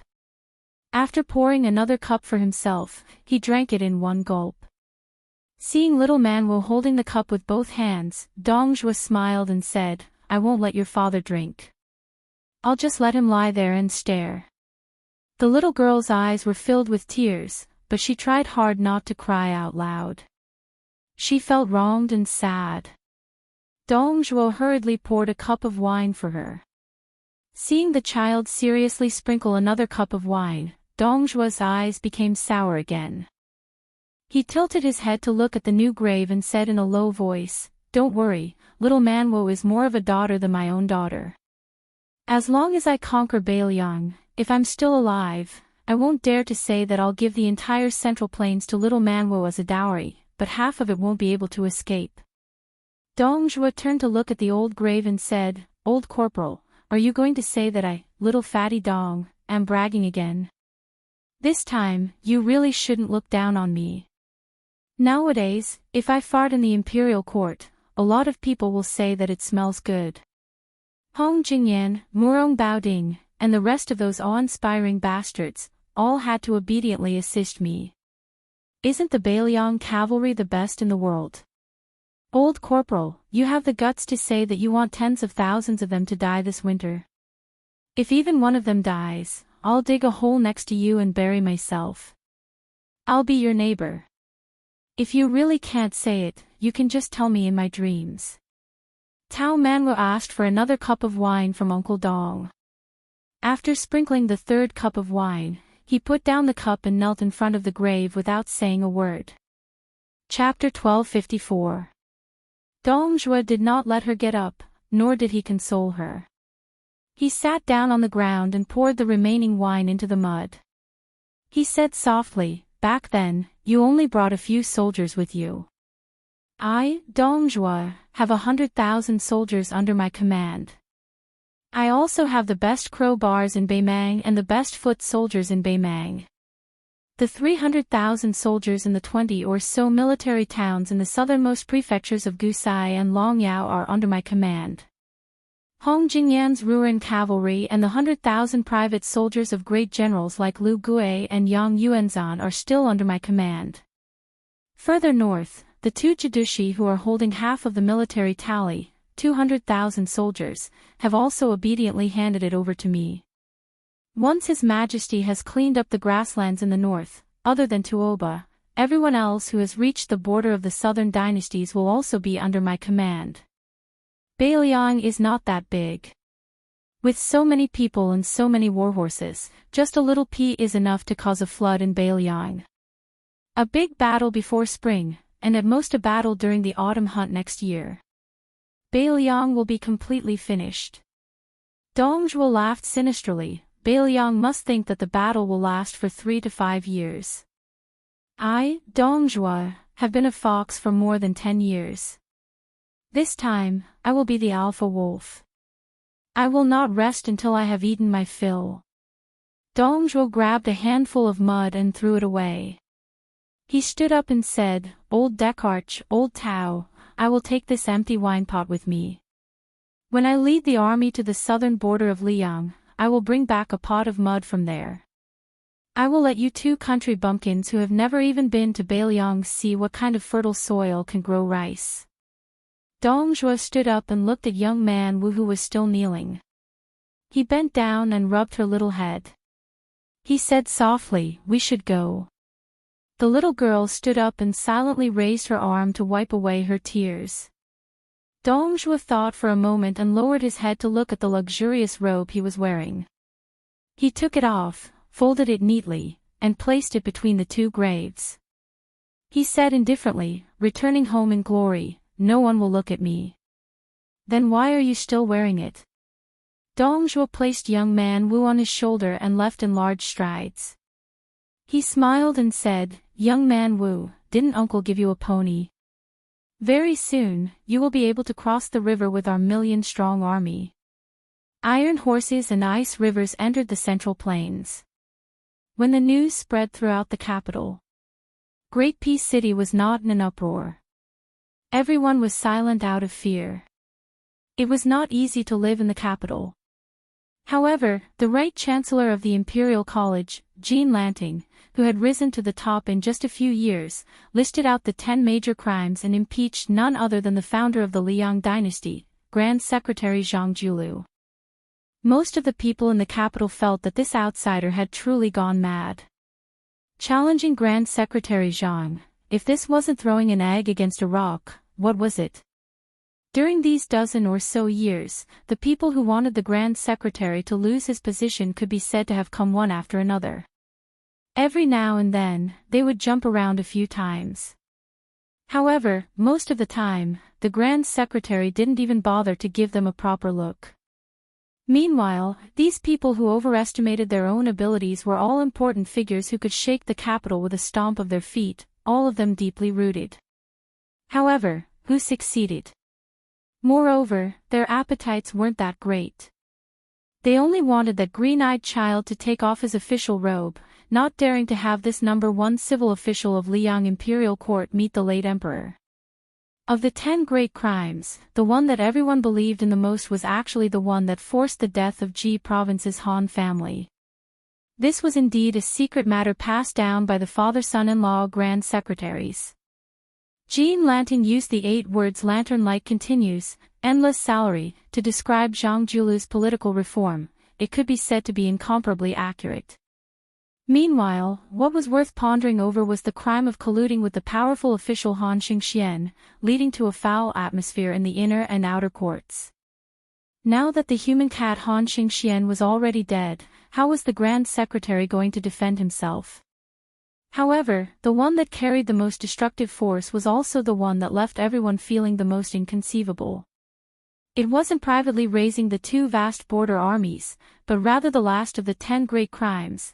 After ruling for more than 10 years, he opened up a large amount of salt and iron, pouring all of his energy into the northwest.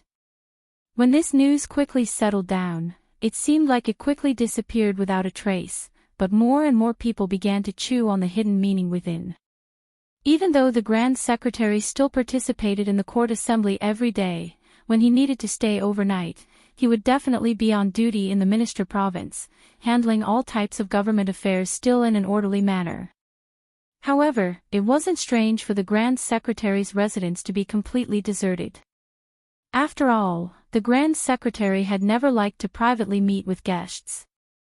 However, the great residences on the same street as the Grand Secretary also began to be deserted, making the onlookers' imaginations run wild. More importantly, this time, Zhang Julu didn't strike like he did against Zhao Shi Xuangue. Bai Yan didn't react at all to the ungrateful and mad dog biting of 3rd Jean, the right chancellor of the Imperial College. At the same time, there was one matter that had to be mentioned. That was Yi Mao Chen, who had the title of Hidden Minister and was in charge of the evaluation of local officials this year, had quietly returned to the capital ahead of time. The Emperor and the Crown Prince paid a visit to Qi Yanglong's mansion. Huanwen claimed that he was sick and didn't participate in the court assembly. Immediately after, the sound of winter thunder rang out in Great Peace City. General Yang Xinqing, who had been caught by the West Chu rebel army and was covered in dirt, secretly went to Great Peace City to prove that the Grand Secretary Zhang Julu had framed the Han family in the past and wasn't wrong. On the day of the beginning of winter, the Emperor personally led a group of Great Peace City officials to welcome the winter in the northern suburbs. Among the nobles, other than Huan Wen, who still didn't appear, all the officials in the capital led by Zhang Julu were present. Thus, there was no morning court assembly for the beginning of winter. However, after the beginning of winter, there would be a grand court assembly. The Son of Heaven would bestow jackets to the officials, implying that he sympathized with the officials to protect them from the winter cold. On this day, Tantanon, who had gotten up early before the sun rose, sat alone in the study and stared blankly at the sky outside the window for a long time. The sky gradually brightened. The old man went to the bookshelf and took out a handwritten book that his teacher had given him. He ground the ink himself and shakily wrote a line of words on the title page of the handwritten book. He planned to have the steward of the residence send it to the Grand Secretary's residence. Winter is getting colder. Old friend, please wear more clothes. After writing, the old man started to stare blankly again. Then, an old steward of the residence stumbled into the study with a pale face. He said sorrowfully as if the sky had fallen, "Master, the Grand Secretary said in the court assembly that the 2 generations of the Su family have guarded the northwest for more than 20 years and have worked hard. Su Fengnian has inherited his father's work and is loyal. He should be made a pillar of the country. What should we do? Why did the Grand Secretary do this? Most importantly, His Majesty didn't get angry. Although he didn't agree to the pillar of the country, after the imperial edict was rejected, he once again bestowed the new Prince Liang a pillar of the country. Huan Wen waved his hand expressionlessly, indicating for the old steward to leave. The study returned to silence. Huan Wen gently closed the precious handwritten book that had been opened and muttered, "Old man, I can only burn it for you." Chapter 1255. There's one more chapter in the morning, not included in tomorrow's update. 2 more chapters for tomorrow. In the winter, the water outside the Great Wall dried up and the grass turned yellow. To be able to come across a little bit of tenacious greenery was exceptionally pleasing.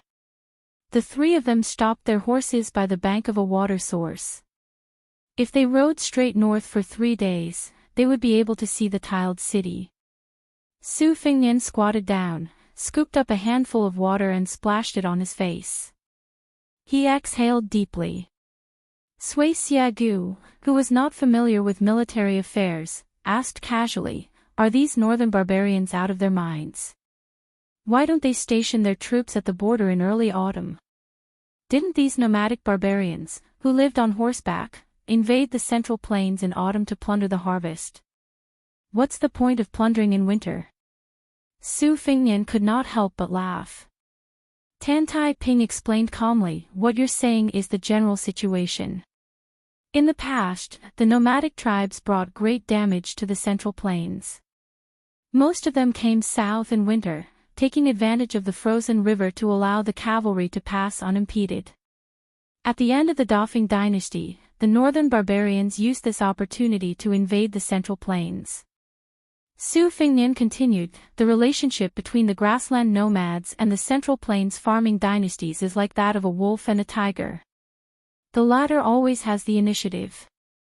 Whenever the latter is in a state of exhaustion due to the alternation between prosperity and decline, they are like a young tiger, a sick tiger, or a tiger that is about to die of old age. That's when the northern barbarians are at their strongest. Therefore, every time there is a civil war in the central plains, the northern barbarians will invade the border and take advantage of the situation. But in the end, from the Great Qin to Liang, it was the central plains dynasties that suppressed the northern barbarians. You have to know that the official history of the Great Qin recorded that 5 barbarians were equal to 1 Qin soldier.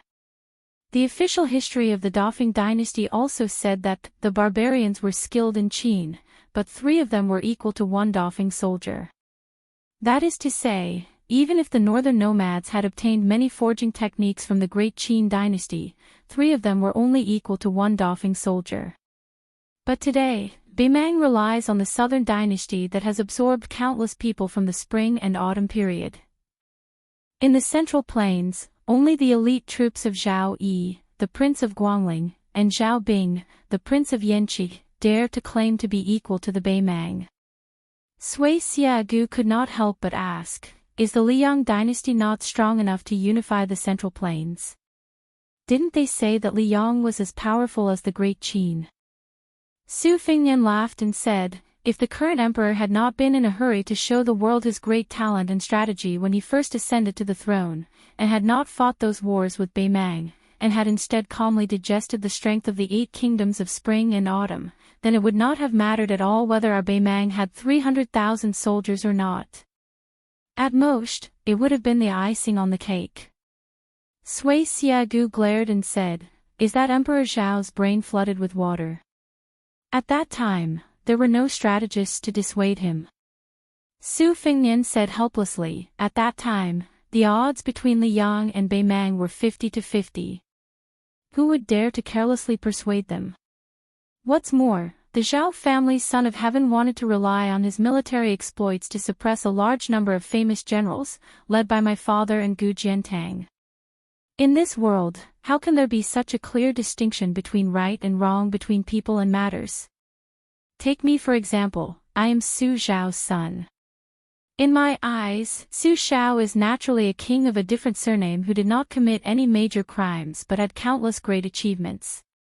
In the eyes of Crown Prince Xiao Zhuan and the other princes, the current emperor must be the most diligent and caring emperor in the history of Liyang.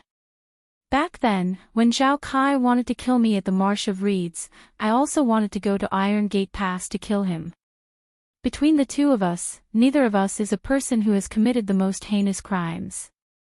It's just that there's no other way. At that time, we were both chess pieces, pawns that were pushed across the river. Sui Xiagu mocked, "Oh, from your tone, it seems like you've turned into a chess player today." Su Fengnian smiled and did not reply to old ancestor Qi Jian's sarcasm. He stood up and looked towards the north. On the line there was the military town of Huazhujun, Shijing, Golden Toad State, and further north was the Beimang royal court. Tantai Pingjing, who was dressed in the white robes of a Qi refinement warrior, suddenly said, to the nomadic tribes, "Isn't a strong and stable Central Plains dynasty also a disaster? Once the ruler of this dynasty admires Bian Gong, he will be surrounded by a group of talented generals who hope to spread their whips across the desert." The reverse is also true. Even if the Liyang dynasty is destroyed and the monarch with the surname changes one after another, the battle between the nomadic tribes and the farming dynasty will not change. Su Fengnian shook his head and said, "Yes." Tantai Pingjing was in disbelief, "Yes." Su Fengnian stretched out a finger and pointed to the north. "As long as we can conquer this land, we can then build several great Qin roads that run through Beimang." Tantai Pingjing's face was full of disbelief. "Are you crazy?" Su Fengnian narrowed his eyes and said softly, "I am not crazy. If one were to talk about crazy, then that would be the young Grand Secretary who was in charge of the country at that time." Back then, Su Xiao and Gu Jiantang argued endlessly about who to choose to guard the northwest gate. On the surface, both Grand Secretaries resolutely opposed my father being the ruler of a different surname. However, I only learned of an inside story much later. Among the opposition, someone convinced the old Grand Secretary who had retired from his official position and returned to his hometown but still retained his authority. This person was Zhang Julu. Because this civil official who had never joined the army had an ambition that all military generals could not imagine. The young Grand Secretary wanted to use Beiliang as the outpost to attack Beimang, and use the Beiliang cavalry as the main force to attack Beimang. This would reduce the loss of military strength and supply pressure of Liyang as much as possible. Under this premise, Grand Secretary Zhang would have the imperial court acquiesce to the Su family's limited infiltration of Shishu and Nanzhao. Chapter 1256. Su Fengnian slowly said, "In a situation where this young Grand Secretary and Beiliang both sides are well aware of, there are many things that cannot be resisted. Among them, the Han family that is filled with martyrs is too stubborn and conservative, also not wishing to use their entire family's foundation as a wedding dress for Beiliang's Su family. Once they compromise, the Han family's status as the northern military's mainstay will disappear, then the Han family that has fought against the northern nomads for generations will also quickly become a thing of the past. You have to understand that when the Su family died, the Han family's head was still drinking and chatting merrily with my father, these two close friends. If I remember correctly, the first matchmaker I met wasn't that prince consort, but rather a little girl from the Han family who still had goat horns. She was behind her father, half of her face exposed, making a face at me." Su Fengnian's hands withdrew into his sleeves. At first, things didn't fall apart. The Han family also put in a lot of effort. Then, Yuan Benshi stuck his foot in, viciously dealing with Zhang Julu. By the time my father mobilized the armored cavalry, crossed the border to rescue the Han family children, everything was already too late. Su Fengnian looked towards the sky. "When I was young, I would often dream of that goat-horned girl, half of her face covered in blood, always crying, telling me that it hurt." Su Fengnian said in self-mockery, "In the past, I was most afraid of having nightmares about her. Later on, when I wanted to dream about her again, there was already no way. Su Fengnian's waist bent slightly, as if he couldn't bear the burden, but also as if he remembered someone. When I was young, I didn't understand anything, saying a lot of things out of anger. I even said something to Su Zhao's face, roughly saying that I became Su Zhao's son, that it was 8 lifetimes of bad luck, that I was like this, that my mother was also like this. When I grew up, only then did I realize that Su Zhao actually already couldn't have done any better. Everything he could give me, as a father, he already gave me. He always talked about how high-spirited he had been when he was young, how many victories he had won and how much glory he had enjoyed. At that time, I always didn't have the patience to listen to him talk about these old and rotten grains. When I got impatient, I would say, Su Zhao, a real man doesn't boast about his past achievements. Let's not blabber on and on, okay? All the smart people in the world laughed at Su Zhao for being a fool. He helped the late emperor conquer the world, but in the end, he had to guard against his son like he was guarding against a thief for 20 years. In fact, everyone was well aware that Su Zhao would not rebel. If he wanted to rebel, the Central Plains would have long been divided into 2 rivers. But the more this was the case, the more Li Yang would take a yard after taking an inch.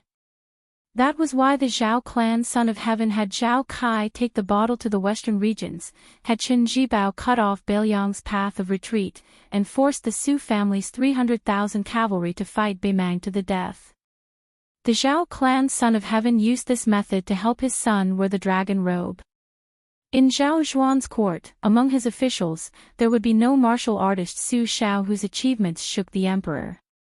There would be no scholar Zhang Julu who cared about the people of the world. Within his territory, there would be no border officials who couldn't get rid of him. There would be no vassals who coveted the dragon throne. There would only be a severely weakened Beimang left behind for his son to complete the great undertaking that the Great Qin and Great Feng dynasties couldn't accomplish. Su Zhao once said that the current Son of Heaven's magnanimity was far inferior to the late emperor, but he could be considered a good emperor. As Su Fengnian spoke, he squatted down and grabbed a handful of yellow sand, holding it tightly in his hand. Sui Xie Gu sighed softly. Tantai Pingjing suddenly turned around and looked into the distance. There were a dozen or so riders approaching. Their armor was stained with blood, and their weapons and crossbows were broken. Su Fengnian stood up. When the dozen or so riders who originally wanted to use this precious water source to quickly replenish themselves saw the 3 people, they seemed to be conflicted. If there was no water, they and their warhorses wouldn't be able to withstand the pursuit of the enemy's black fox bars from several li away. The rider at the front waved his hand and charged towards the water source. The exhausted 14 riders dismounted from their horses. When they were filling their bags with water and the warhorses were brushing their noses, there were people carefully watching Su Fengnian and the other 2 in case anything unexpected happened. This place was already far away from the Beiliang border of the southern dynasty. The probability of encountering their own people was about the same as encountering the northern barbarians in Beiliang territory. These 14 riders were all elite riders with light armor and light crossbows. They were all tall and sturdy, and their horsemanship was exquisite. They also had the latest generation of cold blades at their waists. It could be seen that they were the best crossbowmen in the Beiliang frontier army. However, this time, they had probably encountered an enemy force of at least 100 riders. All of them were injured. One of the warhorses had reached the water source and swayed a few times before dying on the spot. The rider held back his tears and didn't look at his beloved warhorse. Without a word, the 2 riders beside him exchanged for a less damaged crossbow for him.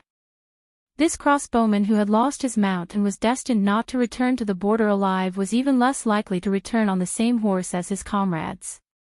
That would only cause the death of another comrade. This rider carried the light crossbow on his back and touched the cold blade at his waist. He grinned at the other crossbowmen and then turned to face the black fox bars that were pursuing them and intercepting military intelligence. At this moment, the leader of the crossbowmen, who had already mounted his horse, saw the young man with an extraordinary bearing. He smiled and said, "I'll give you 3 horses in exchange for a cold blade. How about it?" The man who looked like the leader of the crossbowmen was taken aback.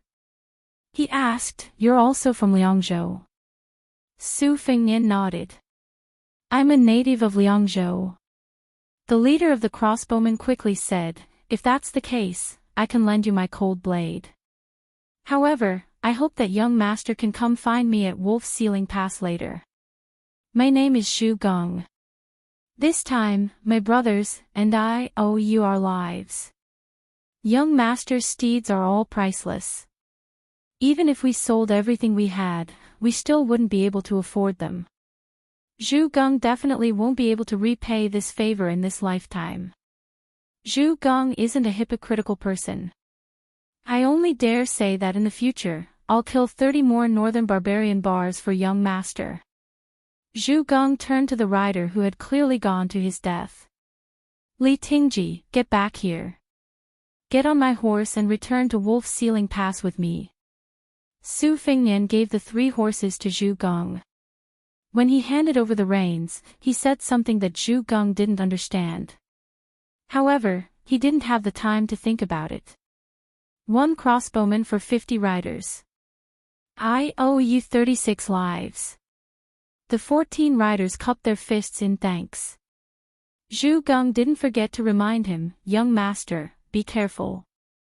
There are 60 Black Fox barbarians and 300 Beimang light cavalry about 2 li behind us." Su Fengnian nodded. After the 14 crossbowmen were far away, he looked at the 2 battered warhorses. He turned to Tantai Pingjing and Sui Xiagu and said, "I'll have to trouble the 2 seniors to send these 2 horses to Wolf Sealing Pass. Then, wait for me at the Governor-General's residence." Sui Xiagu was about to speak when he saw Tantai Pingjing's cold glare. He could only swallow his words. Su Fengnian's right hand held the borrowed Beiliang blade and slowly walked forward. His left hand, which had been holding a handful of sand, loosened its fingers. Yellow sand scattered into the air. He slowly walked towards the 300 riders. Next spring, the loquat tree in a small courtyard would sprout new buds and bloom new flowers. The next spring would be the same. However, he didn't know if he would be able to see it with his own eyes. Chapter 1257. During the wars of the spring and autumn period, scouts were the sharpest antennae of an army. They were rarely deployed on such a large scale. However, on the border of Liangmang, it was the exact opposite. Scouts rarely went out alone to capture military intelligence. The reason was very simple. Both sides were at the peak of the use of scouts. Whether it was the degree of importance or the speed of attrition, it far exceeded that of the Central Plains. It had reached a level that the generals of the Central Plains found exaggerated. Once the 2 sides met, it often meant that one side was destined to be completely wiped out. When both sides had roughly the same level of individual combat and tacit cooperation, the number of people would determine who could leave the battlefield with important military intelligence. Northern Liang border armies' wandering crossbowmen shook the world under the heavens, while Northern Mang wasn't inferior in any way. Dongzhua's crowbar, Wang Songpu's roaming scout personally created in the past, as well as the Black Fox Bar who was known as the son of great General Lu Gu, were all the most outstanding scouts of the present age. Crossbowman Captain Zhu Gong led 50 cavalry deep into the heart of the desert. It was not only luck but also strength. After deducing a spy report through observation, he was intercepted and killed by Heihu Lanzi on his way back. Then, not only did the second Lanzi quickly join in the pursuit, Lu Gue, one of the commanders of the border army of the southern dynasties, received the report and did not hesitate to mobilize 300 light cavalry nearby. He was determined to catch this fish that had escaped the net. The cold wind whistled and the war flag fluttered. In a heavily guarded military tent, General Lu Gui's brows were tightly furrowed. He squatted beside a pot that was about to boil. During this period of time, he rarely looked at the map of the Beiliang border that countless spies had sacrificed their lives for. It was not that Lu Gui's power had fallen, nor was it that this famous general did not value the Beiliang cavalry. It was that even he, as the commander of the border, did not know where his side was going to focus on until 3 days ago. He did not know which unlucky place in the 3 northern provinces of Beiliang would be the breakthrough point for the army. Although the Murong and Yilu families were busy with their own affairs due to the turmoil in the grassland in their backyard, as one of the 2 pillars of the southern dynasties, the old Longguan aristocrats had always been at odds with the new military nobles represented by Lu Gui and Yang Yuanzhan. This time, they even jumped and cursed in the imperial court of the western dynasties and attacked together, begging the emperor to take back Dongzhuo's military power.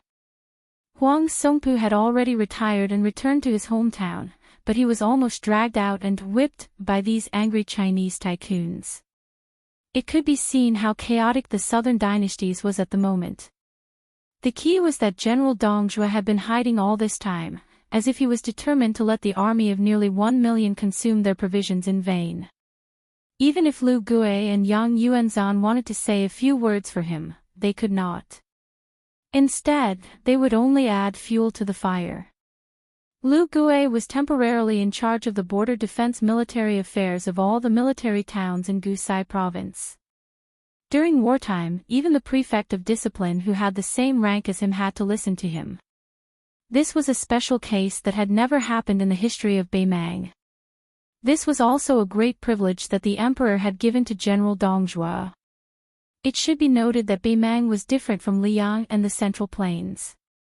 The prefect of discipline who controlled the mighty army was definitely not an administrator or a provincial governor. Thinking of this, Lu Gui had already smelled the unique aroma of brick tea, goat milk, and butter tea leaves mixed together. Lifting the lid of the pot, this general who used to be from a noble family in the Central Plains was in a good mood. He grabbed a handful of salt and threw it into the pot.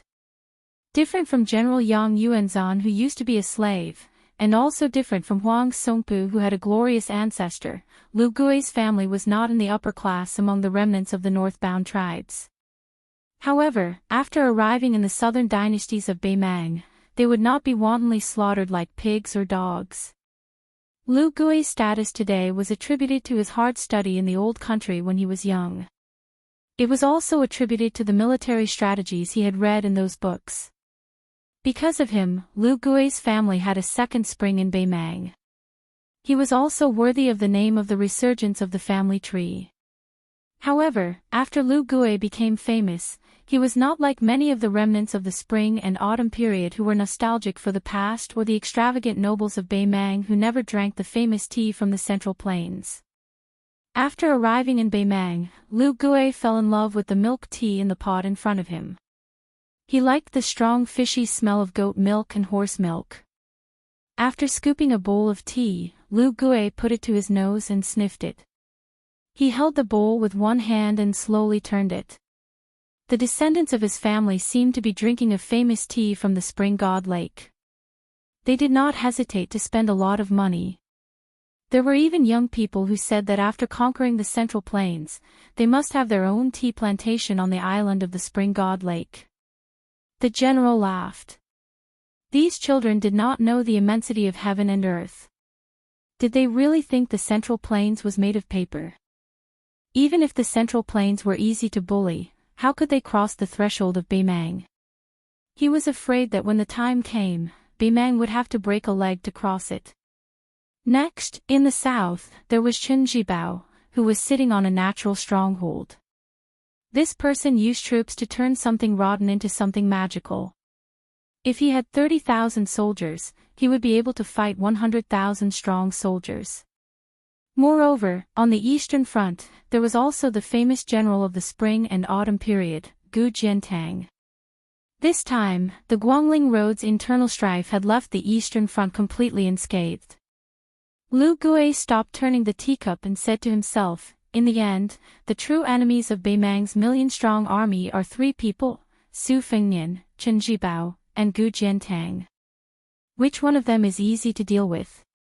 Lu Gui drank a mouthful of tea.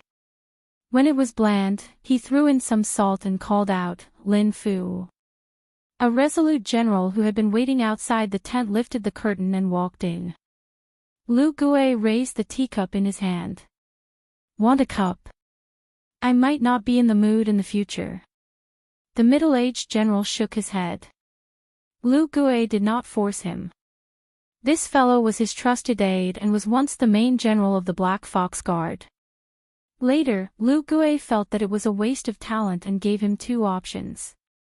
He could either become a third-rank general with real power in his own army and continue his military career, or he could go to the Xijing Ministry of War as an assistant minister and live a peaceful life as an official.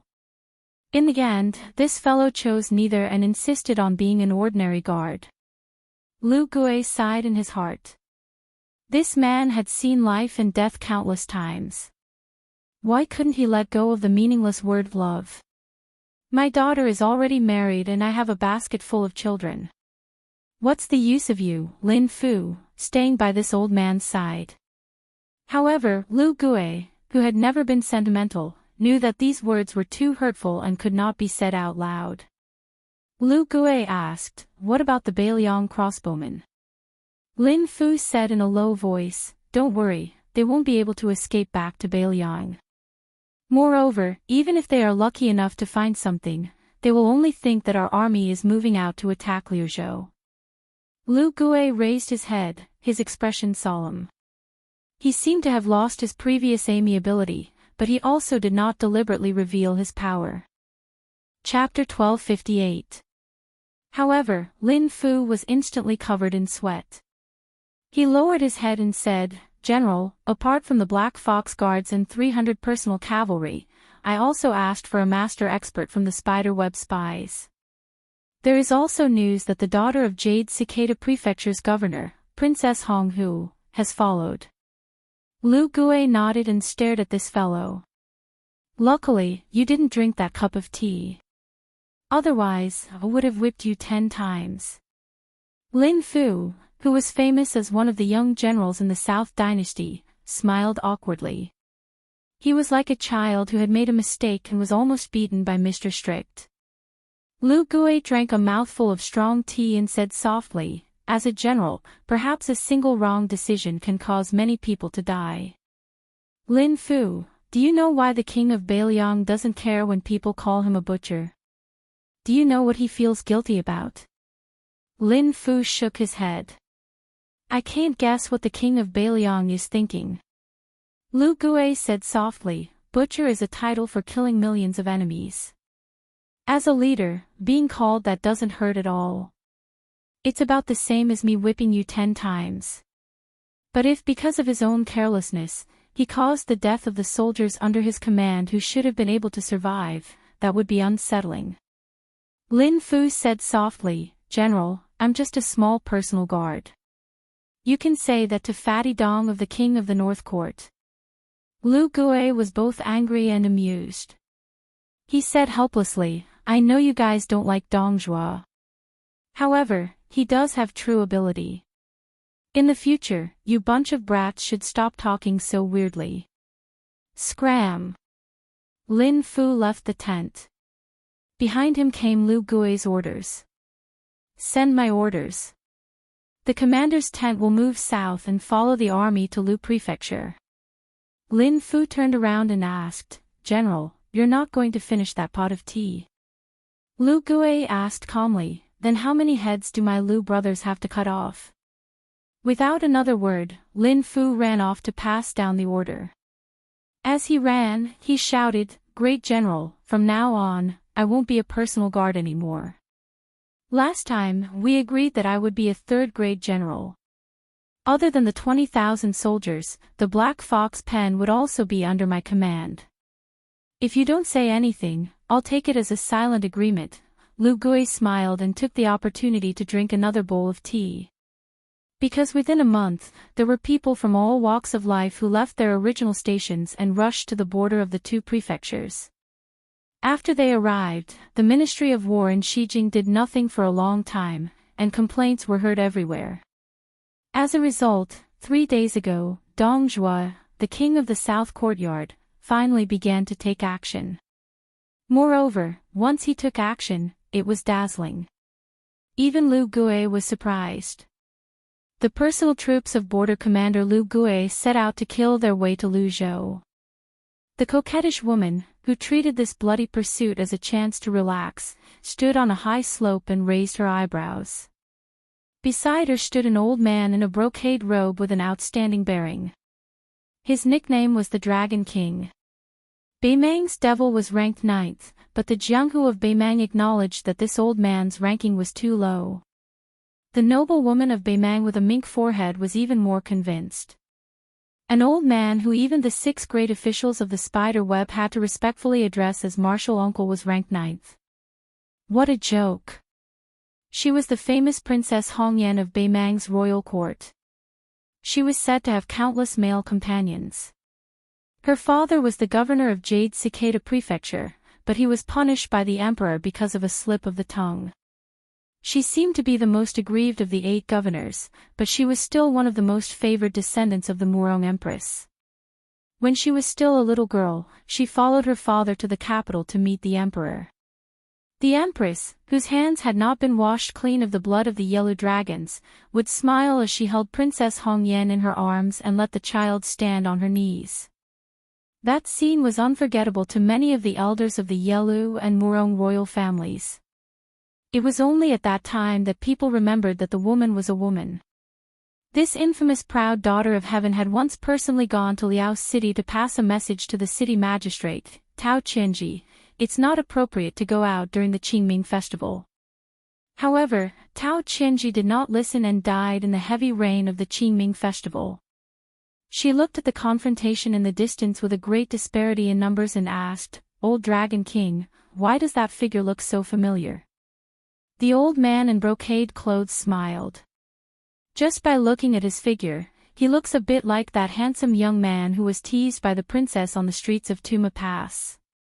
The mink forehead Princess Hongyan laughed. "I remember now. He does look a bit like that guy. I even smacked his butt." In the distance, the lone man with the saber did not show any signs of dodging. He just went straight for the charging Black Fox Lanzi and the 200 light cavalry. The old man in brocade clothes narrowed his eyes. "But just by looking at his aura, it's like the difference between heaven and earth. If the princess doesn't think that this old servant's eyesight is bad, we should turn around and leave as far as we can." Princess Hongyan was shocked. That guy is a profound finger realm expert at such a young age. But even if his profound finger realm is healed, he might not be able to escape from you and 400 cavalry. Princess Hongyan asked, "Tianxiang, is there such a person in Beiliang?" Yuan Baixiong is younger and older than him. He doesn't have the leisure to come here for a stroll. The old man in brocade clothes shook his head. "If I'm not wrong, it's that guy." Then the old man turned around and left. However, Princess Hongyan did not move because she knew who the old Dragon King was talking about was. She did not want to leave even more. The old man stopped and said with a frown, "Princess, you will really die. That person has already discovered us. This old servant's leaving is just doing my best and leaving the rest to fate. This will let that person know that we have no intention of interfering." With her back to the Dragon King, the mink forehead woman waved her hand with a smile. "Old Dragon King, you go. I have to see this legendary person with my own eyes. I have to confirm. If he is really that young master I took advantage of back then, I will have profited even if I die here today. Also, old Dragon King, don't even think about knocking me out." The old man sighed. If Princess Hongyan was determined not to leave, there was no point in him leaving. He did have the thought of knocking her out just now. She muttered, "A good show is about to begin. Old Dragon King, do you really not want to see this person's elegance with your own eyes? Perhaps if you miss it once, you will miss it forever." The old man did not say anything. He had already arrived beside Princess Hongyan and looked into the distance together.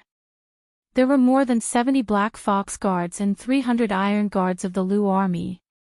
In the eyes of this cavalry, this ant blocking their path would be killed in a single charge. Their real mission was to intercept and kill the 14 crossbowmen. Su Fingnian had been holding his blade with his left hand all this time. He did not draw his blade with his right hand. He stopped. Flicked his wrist. The cold blade in his left hand was unsheathed. The scabbard stabbed into the sand beside him. His left hand held the blade in a reverse grip. Chapter 1259. Looking at the scene on the other side of the narrow path, the old man in embroidered clothes asked, "Princess, are you not afraid of death?" The mink-forehead woman was clear-minded and said, "Let's go." The Beimang spiderweb elder grabbed her by the shoulder and flew down the slope. They didn't stop until they were 200 feet away from the point of collision. Along the way, Princess Hongyan still had the mood to turn her head and admire the charging posture of those northern Mang cavalrymen. Their vigorous bodies rose and fell along with the horse's back, just like a person's breathing. It was filled with a kind of dynamic beauty that was pleasing to the eye. The curved blades in the hands of the Beimang soldiers had a larger arc than the cold blades. This kind of arc gave the Beimang war blades a greater cleaving force. Combined with their height and their innate strength that exceeded that of the men of the Central Plains, a single cleave of their blades was like a hot knife through butter. Princess Hongyan heard the rough shouts of the Beimang men. She firmly believed that this kind of sound would resound throughout the Central Plains. It wasn't something that a master of the martial arts role could block, nor was it something that the 300,000 soldiers of Beimang could block. She stroked the mink forehead and looked into the distance with narrowed eyes. She saw that the person blocking the path of the millions of soldiers of the Beimang dynasty held the cold blade in a reverse grip and held it horizontally in front of his chest. A crack seemed to have appeared at the height of the horse's chest among the 3 Black Fox riders in the front row, which then expanded in an instant. The warhorses and riders continued to charge forward, but they were cut in two. The lower half of the warhorse and the rider's legs fell to the yellow sand, while the upper half of the warhorse and the rider whose legs had been cut in an instant fell to the ground further ahead. It wasn't just the front row. The dozen or so rows behind them were also in a similar situation. On the path 100 steps in front of the machete man, a large patch of blood instantly bloomed. Half of a warhorse's body, with its stomach exposed, slid forward while sticking to the sand. Behind the corpse of the warhorse was a ghastly bloody path. After the 30 or so riders whose legs had been cut off fell to the ground, they let out heart-wrenching cries. The invisible line was not at the end of its flight. In fact, it was still advancing rapidly. However, the Beimang cavalry behind it, especially the Black Fox Lanzi, sensed that something was wrong and leaped up high, abandoning their horses and drawing their swords. There were even knights who suddenly pulled the reins and jumped over the line that was cutting across. The knights at the back began to quickly deviate from a straight line and tried their best to make a large arc to evade the attack. Princess Hongyan asked excitedly, "Gang Qi?" The old Dragon King nodded. She asked again, "How long and wide is the limit?" The embroidered-robed elder shifted his gaze to the rear of the cavalry and replied, "This blade is about 300 meters long and 6 meters wide. But that's all it took." She clicked her tongue and said, "Wouldn't it be very impressive on the battlefield?" The old man said calmly, "On a large battlefield, there are hidden death warriors like Spiderweb, who only target the experts of Jianghu. Moreover, there are also archers, foot crossbows, and even catapults. If ordinary experts dared to play like this, they would be the first living target to die. Of course, this person in front of us is an exception. If he really wants to fight to the death like the Sword Emperor of Shishu, I'm afraid he would need a few top experts to pin him down. Taking a step back, when such an expert's chi is exhausted to the point of exhaustion, he can still leave whenever he wants. No one can stop him. After all, it's just a matter of taking a breath. With such a breath, unless one is also an expert in martial arts, one would not be able to seize this fleeting opportunity. However, everything in this world has its vanquisher. If this person dares to charge into the enemy's formation, our god of war would naturally not mind taking his head personally. Most of the people who are a match for 10,000 men in the army are short-lived. After proving that they have the strength, they die. Princess Hongyan nodded in agreement and said, "This is also the reason why the experts of Jianghu are unwilling to participate in the killing on the battlefield.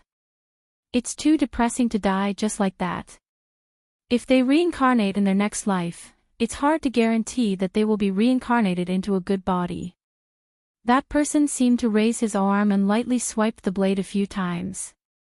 6 or 7 black fox Lanzi on the road who jumped off their horses exploded into pieces in the air. Following his backhanded blade movements, the range of his movements was extremely small. A warhorse that had jumped high in the air had yet to step on the ground when an invisible line ran from the left side of the horse's abdomen to the right shoulder of the rider on the horse's back. It was cut into 2 halves. Another large splash of blood spilled onto the ground. A rider who was drawing his bow and shooting an arrow had his head split apart along with his horse's head. Between the swordsman and the 300 riders, there was already a large pool of blood. Then, this pool of blood continued to move forward rapidly as the swordsman continued to raise his hand. These armored riders were easily cut apart like tofu by the blade. Princess Hongyan said with a face full of regret, "They're just ants." The old dragon king, who had no sympathy for this tragedy, said calmly, "It's true that they're ants. However, the reason why it's so miserable is because there are too few of them. As long as the ants gather into an uncountable number of ants, then not only the West Shu Sword Emperor will be bitten to death." The old man continued, "There are masters in Beiliang who can single-handedly decide the battle of 10,000 men. However, there are only a few of them. This one, Yuan Zuozong, and Su Yanbing."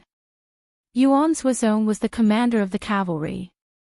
When the situation reached a critical point where he had to save the situation, it meant that the entire northern Liang border army was almost finished. That spear Immortal Wang Xiu's junior apprentice brother is most likely to appear in the early stages of the battle. No one would be willing to leave such a sharp spear in the armory without drinking blood. Princess Hongyan nodded, "That's right. If it's his turn, the king of Beiliang has to go to the battlefield to kill the enemy. Not to mention the Beiliang frontier army, I'm afraid that the 4 states of Beiliang will be ours." She suddenly laughed happily. "Old Dragon King, he's temporarily holding the title of number 1 in the world. However, no matter how powerful he is, he can only watch the 300,000 soldiers of the Su family die one by one. Does he feel helpless?" The old man thought for a while and laughed. "If I were him, I would have run away long ago. The world is vast. Where can't I go? Where can't I be free?" Chapter 1260. She asked curiously, "Since killing at the border is the same, why doesn't this person just sneak into our palace and start a massacre? Isn't it quite good at disturbing the morale of the army?" The old Dragon King didn't know whether to laugh or cry at her naive thoughts. He sighed and said, "After reaching the celestial state, it's easy for experts to sense each other. Even if he can kill 1 or 2 cities, even if the entire Aquarius state bleeds for thousands of miles, then what? Would he be besieged and killed by masters like Tuoba, Hong Jingyan and Jian Qianjin?" Princess Hongyan curled her lips and said, "Why are you still so restrained after becoming an invincible expert? How boring. In the past, I've only heard that the half-saints of the celestial state of Confucianism, Buddhism and Taoism didn't dare to kill easily because they were afraid of being tainted by karma. It turns out that these pure martial artists aren't much better." The old man's face was bitter and he said some words of conscience, "I have no choice but to wait for death here with you, princess. Isn't that even more boring?" The old man looked at the sky for no reason and sighed, "Between the heavens and the earth, with the heavens and the earth, who isn't a puppet with their hands and feet tied? There are people who are lucky enough to jump out of this cage, but there's definitely no one who can break it. Princess Hongyan was surprised. It's over. The thunder is loud, but the rain is too light. I haven't had enough fun watching it. While they were talking, the Knight of Beimang didn't disappoint this noble surnamed Yelu. When the less than 300 riders all stopped their horses, that person also stopped his blade. A famous archer in the Lu battalion seized this perfect opportunity to draw his bow into a full moon. The bowstring released a loud bang and shot an arrow at the young swordsman. The other two burly knights with big bows on their backs followed suit. They didn't need to deliberately prepare their arrows. Instead, they drew their bows and shot out an arrow in one go. 3 sharp arrows pierced through the air, the arrowheads all aimed accurately at the swordsman's face. What happened next left these seasoned elites flabbergasted. The 3 arrows hovered quietly in the air, maintaining their slanting postures. The saberman sheathed the cold saber that the Beimang border army hated the most. 1 eagle feather arrow and 2 ordinary feather arrows. He reached out to grab the eagle plume arrow, which was known in the Central Plains as faster than a hawk and unable to be shaken by a strong wind, and threw it out with a backhand. The archer, who had subconsciously grabbed the reins after shooting the arrow, had his head pierced through by the arrow. His entire body was pulled back by the huge force. His hands pulled the reins, and the warhorse raised its front hooves. The knight's corpse fell off the horse. The warhorse that had been with the dead knight day and night still seemed to be in a daze. It stepped lightly on its fine hooves, turned around, and used its nose to touch its master who had fallen to the ground. A black fox that looked like a leader turned around and looked at the northern sky with great nostalgia. After turning his head again, he faced the young expert with terrifying strength. This Lanzi suddenly squeezed his horse's belly and took the lead in a crazy charge that was tantamount to suicide. The second warhorse began to follow, then the third, the fourth. In the end, none of the riders in the entire cavalry turned around and retreated. All of them began to charge. Seeing this tragic scene, Princess Hongyan bit her lip and said softly, "Let's go." The old man was puzzled, but he did not hesitate. He grabbed her shoulder and retreated. She closed her eyes and felt the strong wind blow past her ears. She said, "If we allow the news of them dying here for no reason to spread back to the grasslands, then their deaths will be in vain."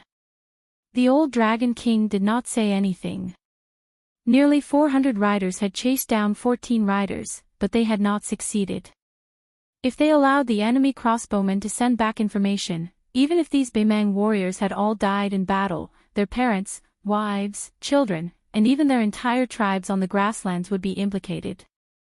And these people were originally waiting for their families to return home with military merits and food.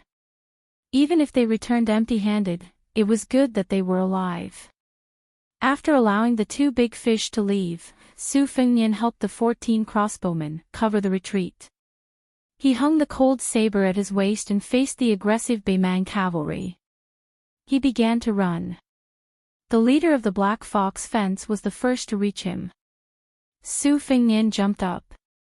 The leader was still in the posture of raising his arm and slashing his saber. He slapped the man's head with his palm.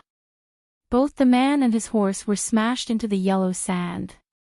The warhorse's abdomen was stuck to the sand pit. However, Su Fengnian had a head in his hand. He pulled it out and threw it at the second Black Fox fence. The fence's chest was blown apart. Su Fengnian quickly fell to the ground. With a shake, his shoulders hit the sides of the warhorses on both sides. The horse's hooves left the ground, and the 2 riders fell to the side. One of the riders charged forward fiercely. However, when it was about 10 feet away from Su Fengnian, the rider and the horse were crushed by the majestic qi, bursting into a cloud of bloody mist. The spider-web spy hidden between the Black Fox fence and the elite Lu cavalry broke through the bloody mist without warning. The tip of his sword pointed directly at Su Fengnian's forehead. Su Fengnian completely ignored the tip of the sword. He stretched out his hand and pressed down on the head of the spy. Then, he slammed the spy to the ground. The tip of the sword shattered, and the blade snapped. The spy's body bounced on the yellow sand. First, blood flowed out of his 7 orifices. Then, his meridians were broken, and blood seeped out of his entire body. This corpse was kicked up by Su Fengnian and slammed into a warhorse in front of him. After the dozen or so riders at the front died without any resistance, the surviving riders finally lost the courage to charge to their deaths. Some people began to retreat. There were hot-blooded people in the world who were not afraid of death. There were also people who were afraid of death but could calmly die for it. However, these brave and skilled Beimang elites did not wish to die at the hands of an enemy whose name and identity they did not even know. Su Fengnian stamped his foot slightly and stretched out a hand. On the ground in front of him, yellow sand swords rose from the ground. After about half an incense stick's worth of time, the old man in embroidered clothes, who had brought Princess Hongyan and dashed from more than 20 li, straightened his back in an instant. A cold voice rang out from behind him. "The two of you are old acquaintances I met at Tumbling Horse Pass. Do you not value your lives at all?" Then, Princess Hongyan realized that her buttocks were lightly padded. The person behind her smiled and said, "The old debt is settled. So you can die now." Chapter 1261. There are still 2 chapters left, but it's definitely late, especially the 3rd chapter. Every dog has its day. At the Tumbling Horse Pass, the old Dragon King escorted the woman with a mink headscarf into the dangerous northern Liang border pass. She saw the young man with a pair of beautiful eyes and thought that he was just a disciple of an aristocratic family who knew a little about martial arts. She wanted to tease him, so she did as she pleased and touched his buttocks. Who would have thought that the tables would turn so quickly? Today, after he patted her buttocks, the princess, the only descendant of the royal family who could make the Empress of Beimang willing to play with her grandson, did not even have the courage to turn around. The old man in embroidered clothes was indeed the ancestor of Beimang's spider web. He gently pushed Princess Hongyan's shoulder and pushed her far away.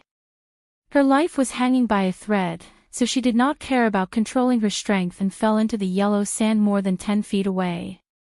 After sending her out of danger temporarily, the old Dragon King let out a light shout.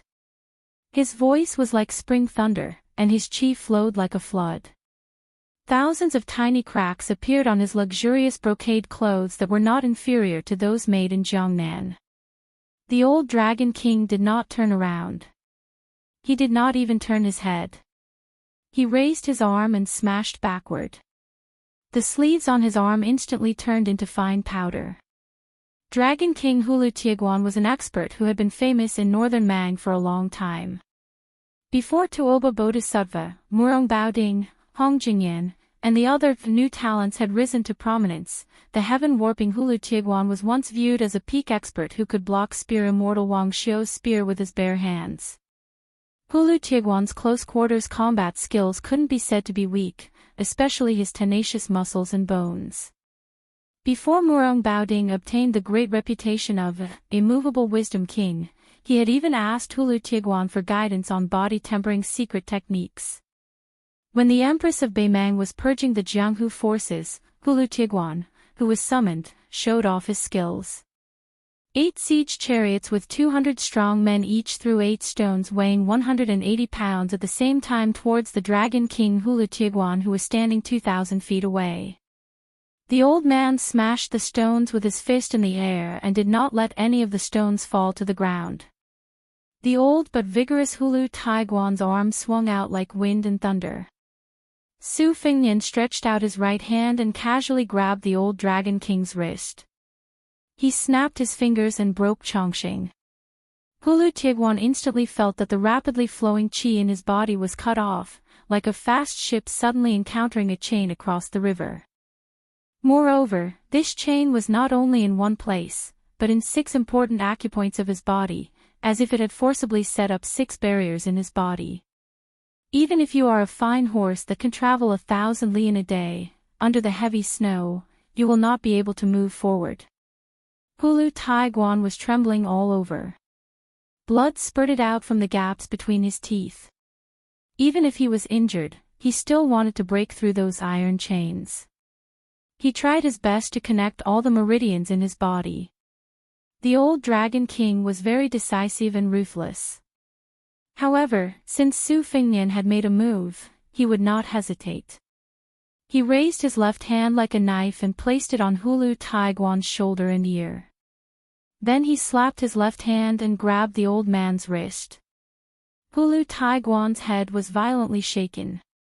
What was even more shocking was that the old man's entire arm was pulled out from his body by Su Fengnian. At the same time, the right side of Hulu Taiguan's head was densely covered in bright red threads. They were like countless red snakes wantonly swimming in his skin. Hulu Taiguan's strong points were his extraordinary strength, dragon tendons and iron bones. He was incomparably proficient in close combat.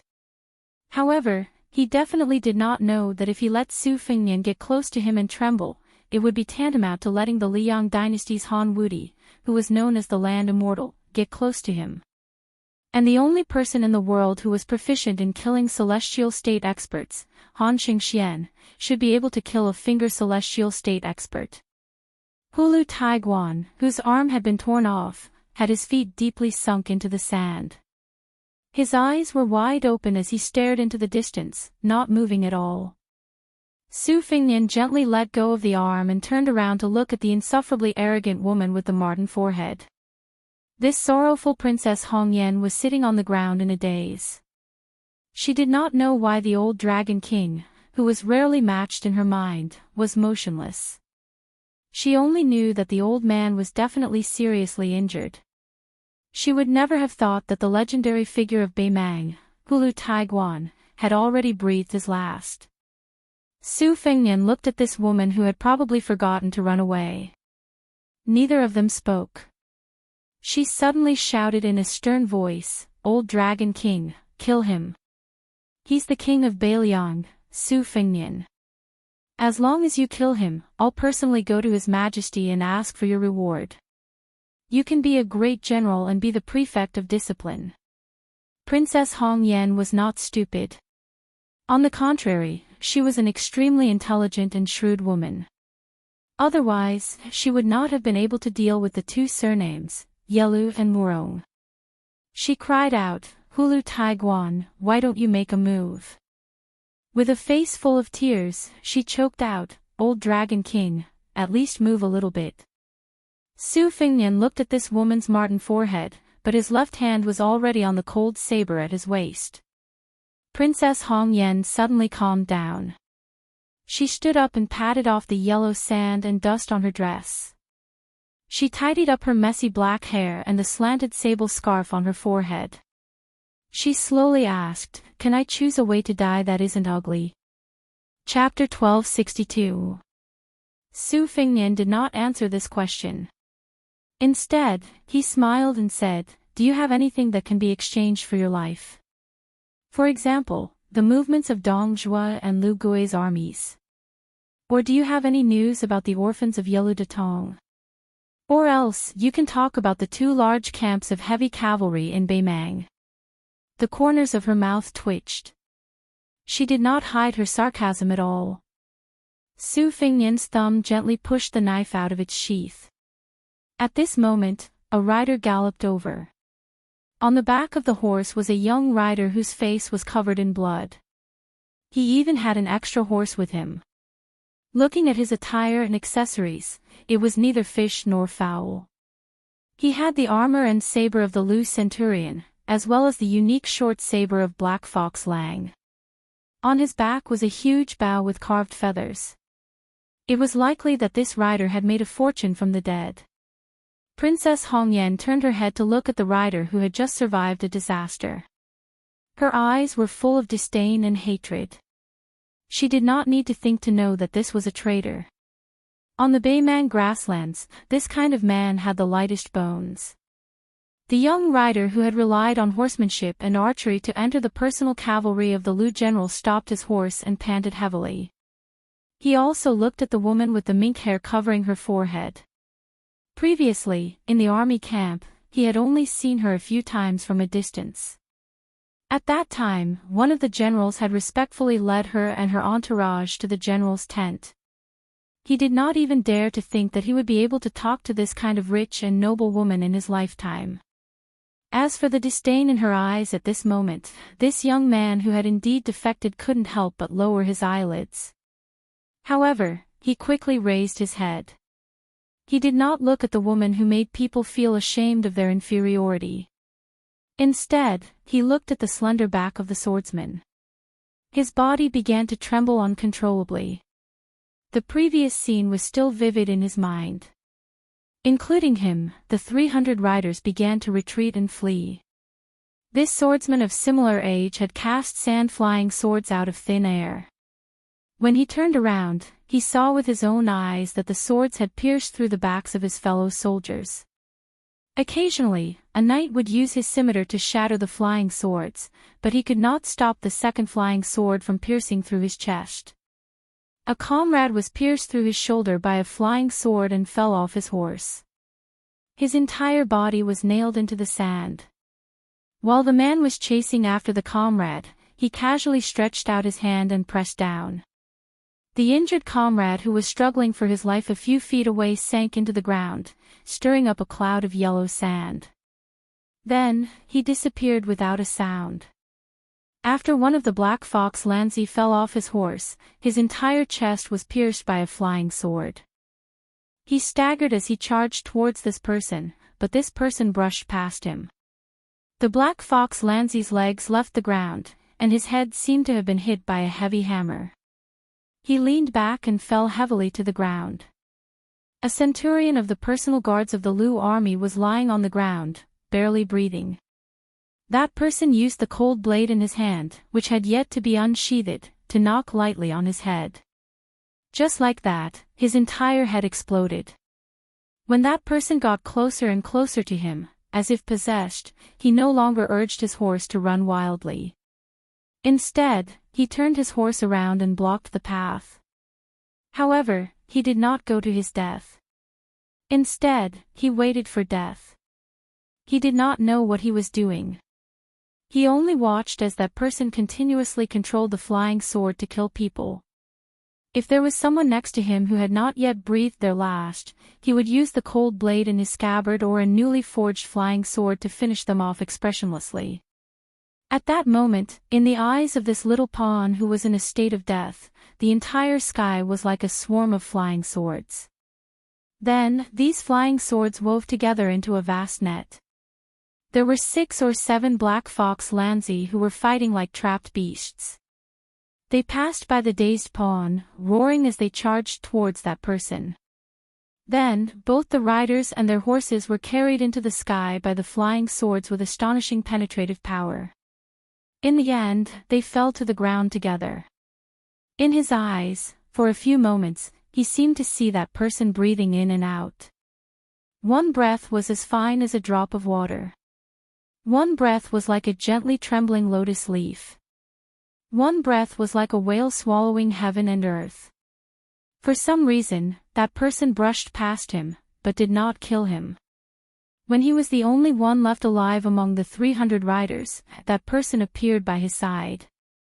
Using fluent Baimang language, he ordered him to pick any armor, swords, and arrows he wanted. Then, he asked him to bring an extra warhorse and leave with him. Probably because he felt that he had already died once, the young rider at that time had forgotten his fear. After returning from the gates of hell, he still had the mood to pick up those good items that he had long been envious of. He changed into a good horse, put on armor, equipped himself with a war blade, and carried a large bow on his back.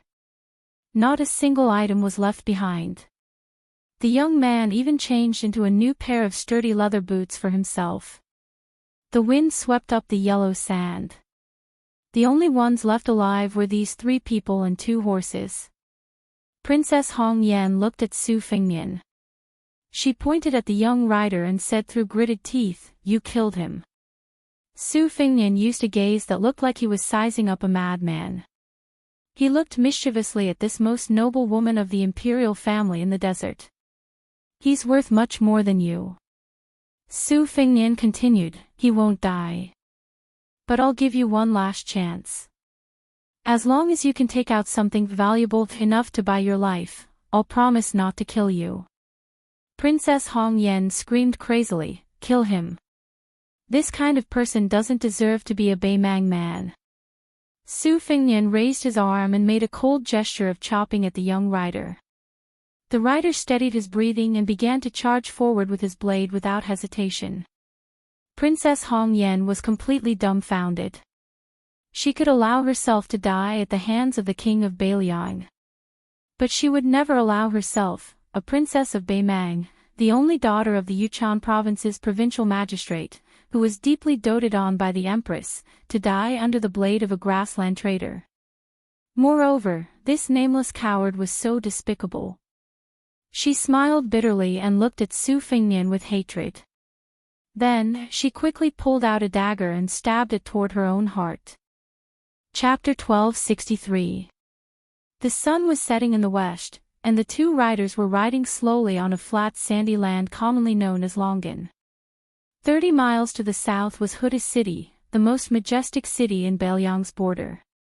There were 30,000 elite soldiers, 3,000 heavy cavalry, 6,000 light cavalry, and more than 20,000 infantry inside and outside the city. Even if the people in the city were not listed as soldiers, as long as they were in the prime of their lives, they could put on armor and fight on horseback in a hurry. Behind Huda's city was the newly established Huaiyang Pass of the Protectorate of Northern Liang. To the left and right of Huaiyang Pass were the two great pass cities of Liuya and Taifling, both of which had more than 10,000 soldiers. Unlike Huda's city, which had an absolute advantage in terms of infantry, Liuya and Taifling were almost entirely composed of cavalrymen in light armor. Clearly, they were different from Huda's city, which was mainly used to stop the northern Mang's army from advancing south. These two border cities, which were slightly inferior in scale, were more responsible for taking the initiative to attack. Behind the first line of defense was the second line of defense, with Jinyuan, Qinghe, and Grave as the fulcrum, and Xiancan and Xinwu as the flanks in the north of Liangzhou, followed by the Great Snow Dragon Cavalry, which was stationed at the border of Liangzhou all year round, and the two deputy commanders of infantry and cavalry, Qin Yinshui and He Zhonghu's army. Coupled with the crisscrossing watchtowers of Wubao Castle, there was no doubt that the northern border of Liangzhou was the most difficult battlefield in Beiliang. Generally speaking, Beimang was the least likely to attack the heavily guarded northern line of Liangzhou. If the northern barbarians really wanted to open their mouths and take over this place, it would not be as simple as breaking teeth and swallowing blood.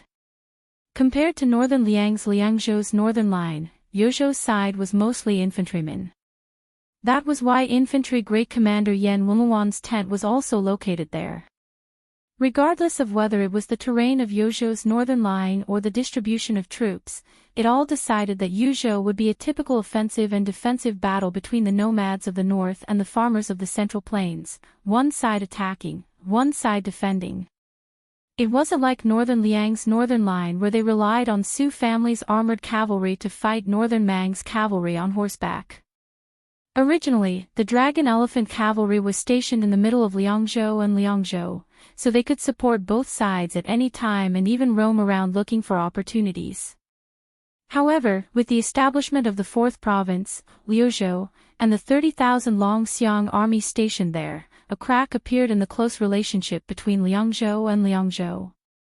The number one city in the northwest of the Liang dynasty wasn't the provincial capital of the northern Liang, Liangling, and nether provinces, but rather this tiger-head city that appeared out of nowhere and looked down on northern Mang. On the border of Liangzhou, there were some passes like Tuma Pass for merchants to enter and leave Liangmang, but to the north of Liangzhou, there was none. This place was destined to be filled with smoke signals and 100 battles, but never the sound of the camel bells of the caravans. Although there were only 2 riders, one of them was dragging a wretched woman whose hands were tied up. She was covered in dust, her lips were dry and cracked, and the pair of delicate embroidered shoes on her feet, which looked like those of a graceful girl from Jiangnan, were also in tatters, revealing her bloody toes. Her body was on the verge of collapse, but she was still holding on. When she was able to raise her head and look into the distance towards Tigerhead City that was rumored to be most fond of displaying the heads of northern Mang captives, because of this untimely pause, she was dragged to the ground by the warhorse. That horseman didn't turn around. She struggled with all her might to get up, or else she would be dragged towards Tigerhead City like this. However, she was already too exhausted to stand up, only able to turn around. A wave of scorching pain came from her back as she slid across the gravel. This type of pain didn't come from how great the pain was in an instant, but rather from the endless, bit-by-bit accumulation. That Beimang rider who was following orders couldn't help but turn his head to shoot a glance. This woman who was sitting high up in the clouds fell off the altar just like that, and in the end was dragged forward by him and his mount like a dog. He turned his head to look at the rider in front of him. He didn't know why this person didn't kill him, and he also didn't know why he didn't kill her. In the distance, there was a commotion. A group of several hundred riders with a majestic aura shook the earth as they approached. His heart contracted violently. This was the first time in his life that he had seen such a large number of Bailiang cavalry. He also quickly discovered that the Bailiang cavalry was different from the Lu cavalry he used to be in. The Lu cavalry was undoubtedly brave and ruthless when they broke through enemy lines and killed the enemy. After he joined the army, he was also like this. Otherwise, he wouldn't have been able to become one of General Lu Gui's personal guards. However, the feeling these Northern Liang cavalry gave him was even more frightening. Previously, when he fought with the crossbowmen, it wasn't that obvious. He only felt that those well-known Northern Liang crossbowmen's strength was indeed astonishing. However, when their numbers exceeded 300, it gave him an extremely strange feeling, as if these 300 to 400 cavalry were a single entity. When they urged their horses and brandished their whips, it was filled with a type of forbearance and restraint that would make all of the Northern Mang's brave warriors feel extremely uncomfortable.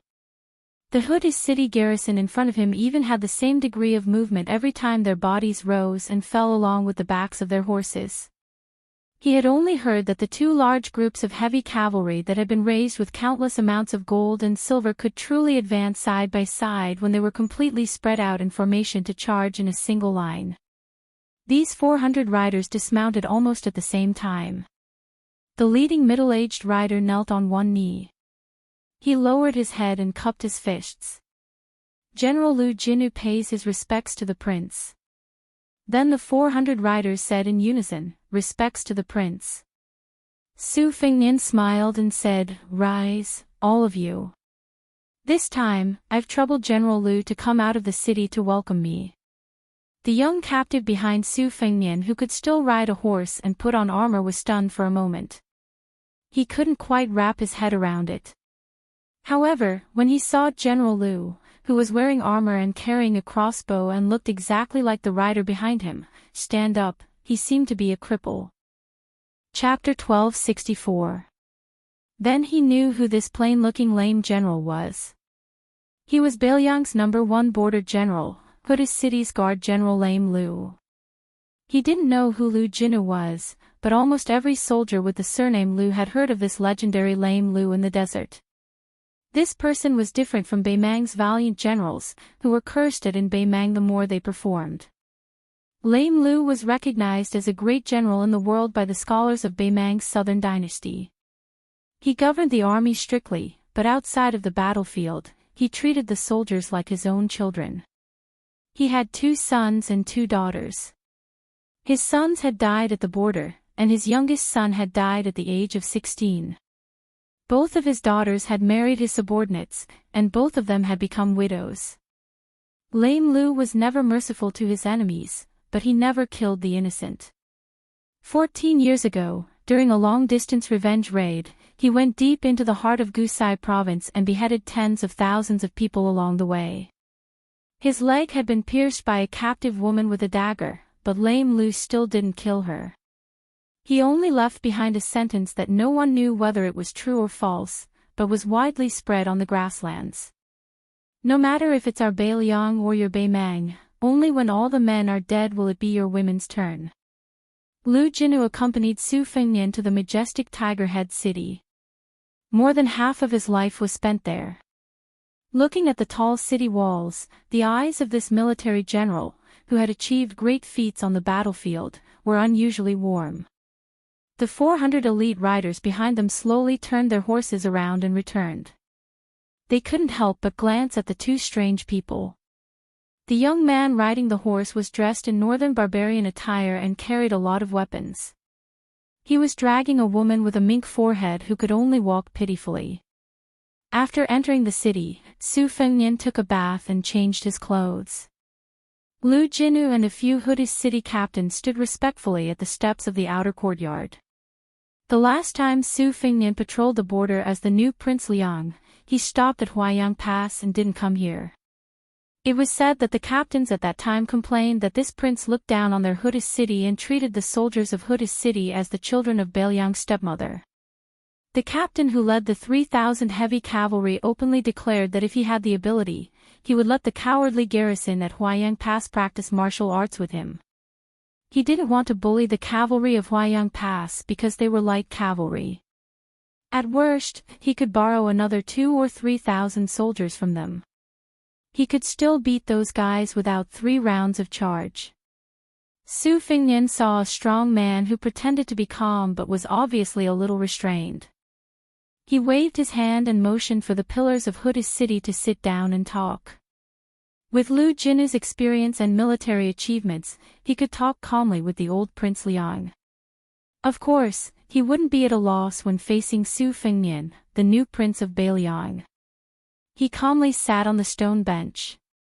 Out of the corner of his eye, he saw Ma Jili, who had scolded him the most after drinking, move the stone bench and sit at the back like a shy little girl who didn't dare to see her lover. Su Fengnian tilted his head, as if he was looking for someone. He deliberately asked with a smile, "General Lu, is Captain Ma, who said that even if he can't beat me in martial arts, he can drink me down?" Lu Jinu held back his laughter and didn't speak. The captains, who were as rough as the sandstorm in the frontier fortress, couldn't help but laugh out loud. Their laughter was full of straightforward kindness. No matter how feminine a man was, he would probably be hardened by the scorching sun here year after year. No matter how narrow-minded a man was, he would probably be bullied by the vast sky here day after day. Ma Jili straightened his back and stuck his head out from behind his comrade's back. Reporting to Wang Ye, he said, "Lowly officer is here. If you, senior, are really angry and want lowly officer to eat a whip, lowly officer will have no objection.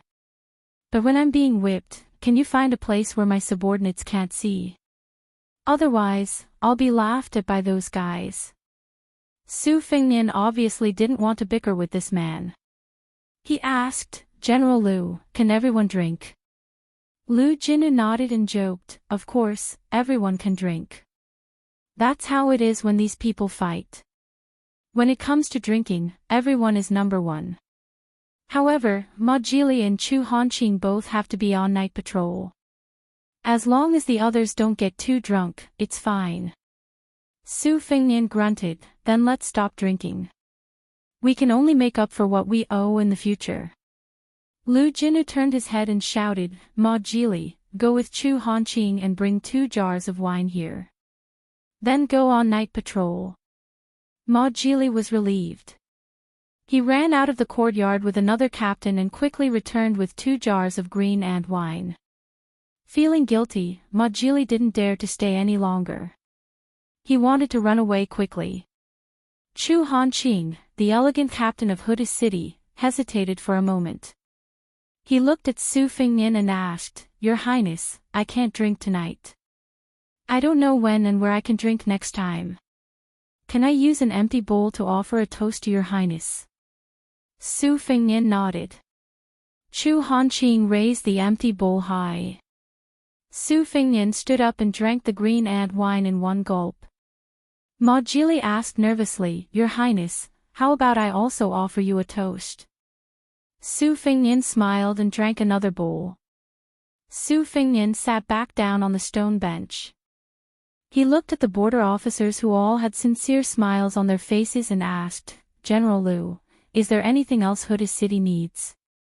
Feel free to ask." Lu Jinu held the bowl in one hand and rested the other on his lame leg. He shook his head with a smile and said, "There's nothing else." Su Fengnian didn't say anything else. He drank silently with these old generals of northern Liang who were already over 40 years old. In the end, Lu Jinu only said one sentence, "Since your highness is sitting here, then I can say something that I thought I couldn't say. Huda's city has more than 40,000 people. Today, they've all drunk your highness' farewell wine. Even if they die, they have no regrets." Chapter 1265. When Lu Jinu and the other generals left the courtyard, Su Fengnian had the guards outside call for the two captives. Elsewhere, Commandery Princess Hongyan was wolfing down food. When she reluctantly walked into the courtyard, her clothes were still ragged, but her mouth was greasy. When she crossed the threshold, she even burped. This made the Lu cavalry soldier beside her, who was still wearing his armor and carrying his saber and bow, feel curious. He probably realized that a woman like her was not truly otherworldly after all. There was still half a jar of green ant wine left on the table. Clearly, Lu Jinu and the others had shown mercy. Su Fengnian picked up the wine bowl and pointed at a few stone stools. Commandery Princess Hongyan sat down. The young cavalry soldier, who respected Su Fengnian more and more like a god, still stood obediently. Commandery Princess Hongyan glanced at the wine jar and bowl on the table and subconsciously sniffed. She was not afraid of itching when she had so many lice, so she poured herself a bowl of wine. She had tasted green ant wine at Falling Horse Pass, and even in the imperial court and the capital. She did not think it tasted that good before, but today, the wine burned from the tip of her tongue to her throat, and then to her stomach. Her entire body instantly warmed up. She felt warm and full.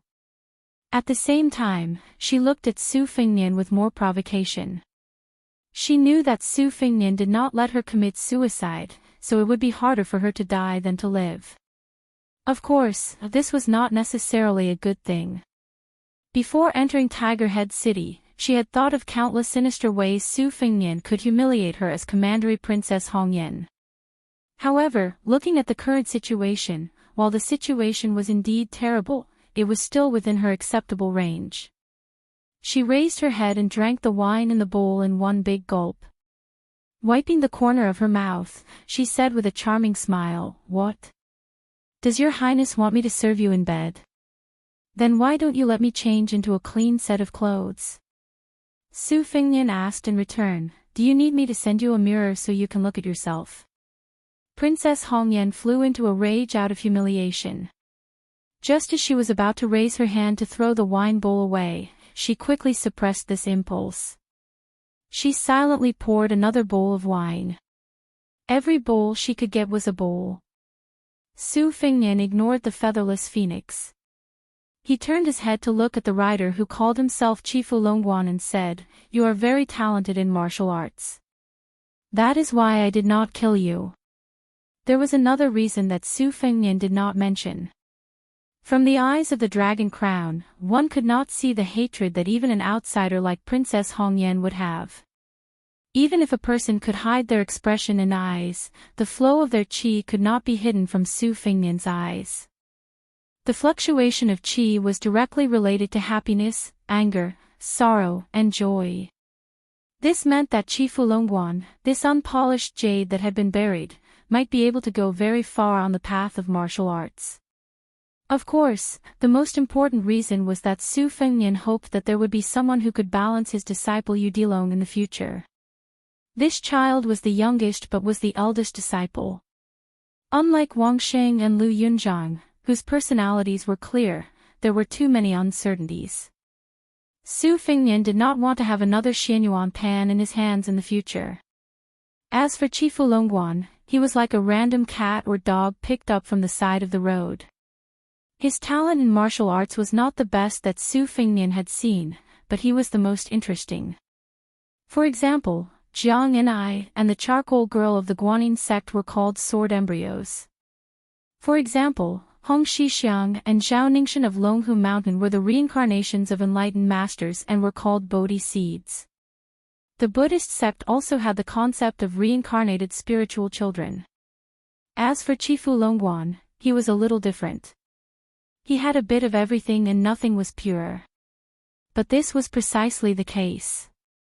He was most in line with Su Fengnian's martial arts journey. Moreover, in that battle, Chifu Longguan had truly caught the thin line between the breaths of Su Fengnian, this celestial being. In the present world, there were less than a handful of such people, and this nameless soldier was one of them. Chifu Longguan was only 18 years old, but he was already one of Lu Gui's personal cavalry. One had to know that the number one saber user, Gu Jiantang, might not even be as good as Chifu Longguan at this age. Of course, Su Fengnian was even more so back then. Chifu Longguan was a bit nervous.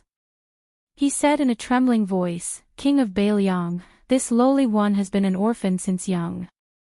I'll go wherever there's food to eat. If your highness doesn't trust this lowly one, you can let this lowly one join the Beiliang frontier army. Even a foot soldier is fine. I won't hesitate to kill Beimang." At this time, Princess Hongyan laughed sinisterly and fanned the flames. "Orphan. Maybe your parents died under the hooves of the Beiliang cavalry. It's never too late for a gentleman to take revenge." Chifu Longguan was not as shrewd as her, but he was no fool. He couldn't hold back and cursed, "Bitch. Bullshit your mother." The young man said with red eyes, "My parents were beaten to death by you rich and powerful bastards from the Southern Dynasty." Princess Hongyan was furious. The Southern Dynasty. What is the Southern Dynasty? The entire Southern Dynasty is just a watchdog raised by the Yelu family. I am Yelu Hongkai, a lowly person like you who can't even walk within 100 steps of me. Chifu Longguan's breathing was rapid, his chest heaving up and down. He took a big step forward and slapped this woman. Princess Hongyan was not a blockhead. She lowered her head and retreated, hiding behind Su Fengnian like a wisp of smoke.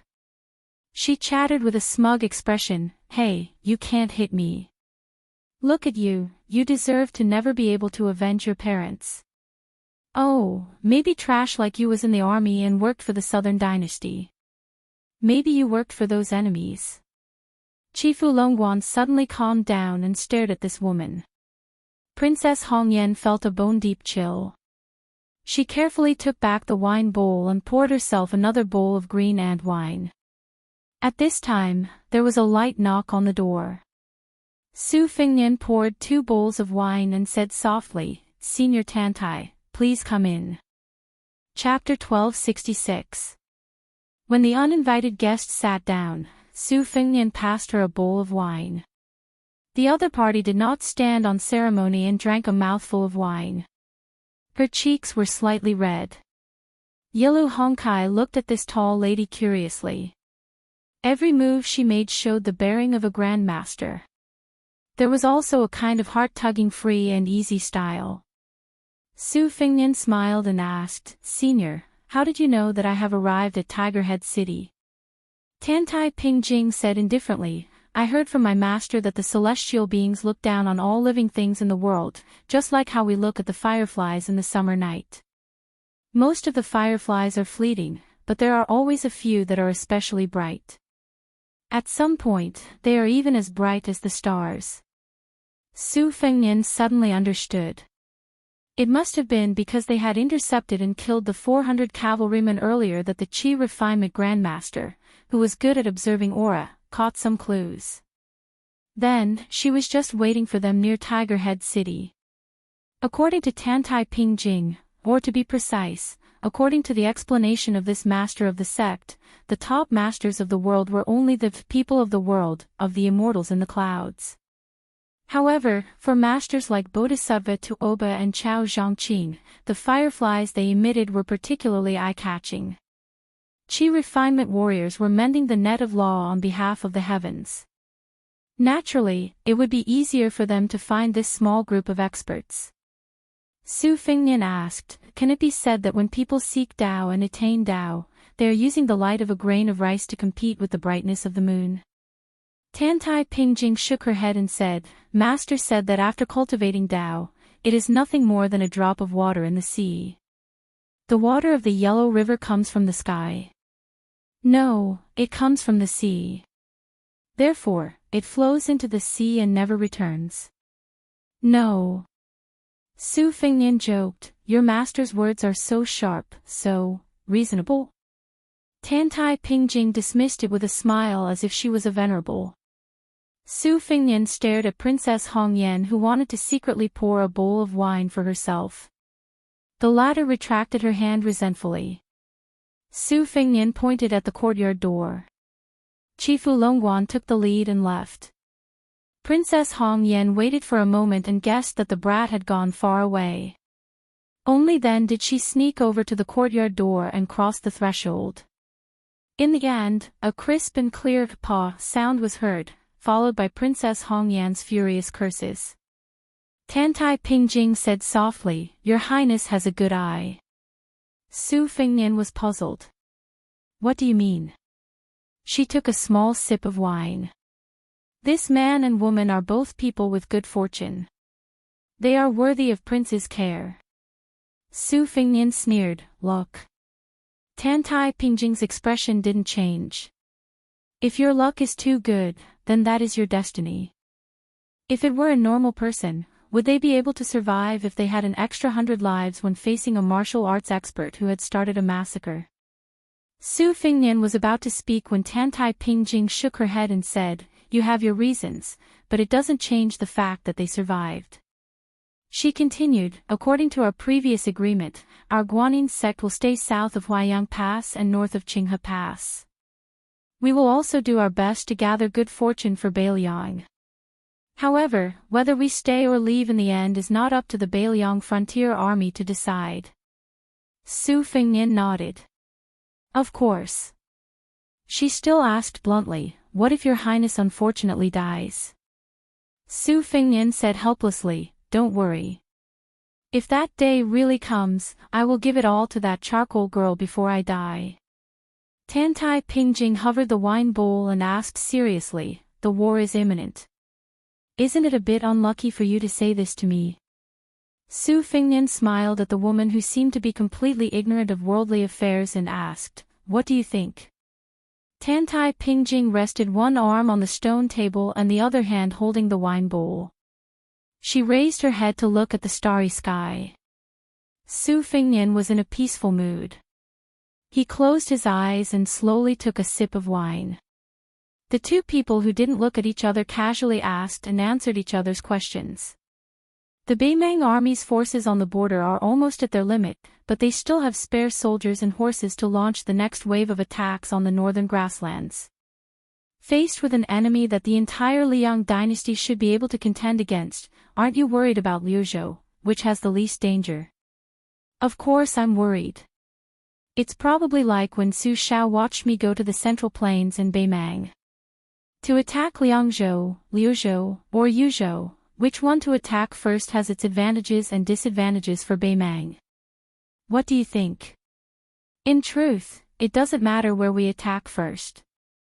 My father, Su Xiao, my master, Li Yishan, Yuan Zuozong, Chu Lushan, Yan Wenluan, Chen Yinchue, He Zhonghu, and people like Lu Jinu of Huda have already done the best they can for Beiliang. You might not believe it, but I'm beginning to think that Beiliang might really be able to hold on. But I don't know who will die on the battlefield in Beiliang. I don't want to know.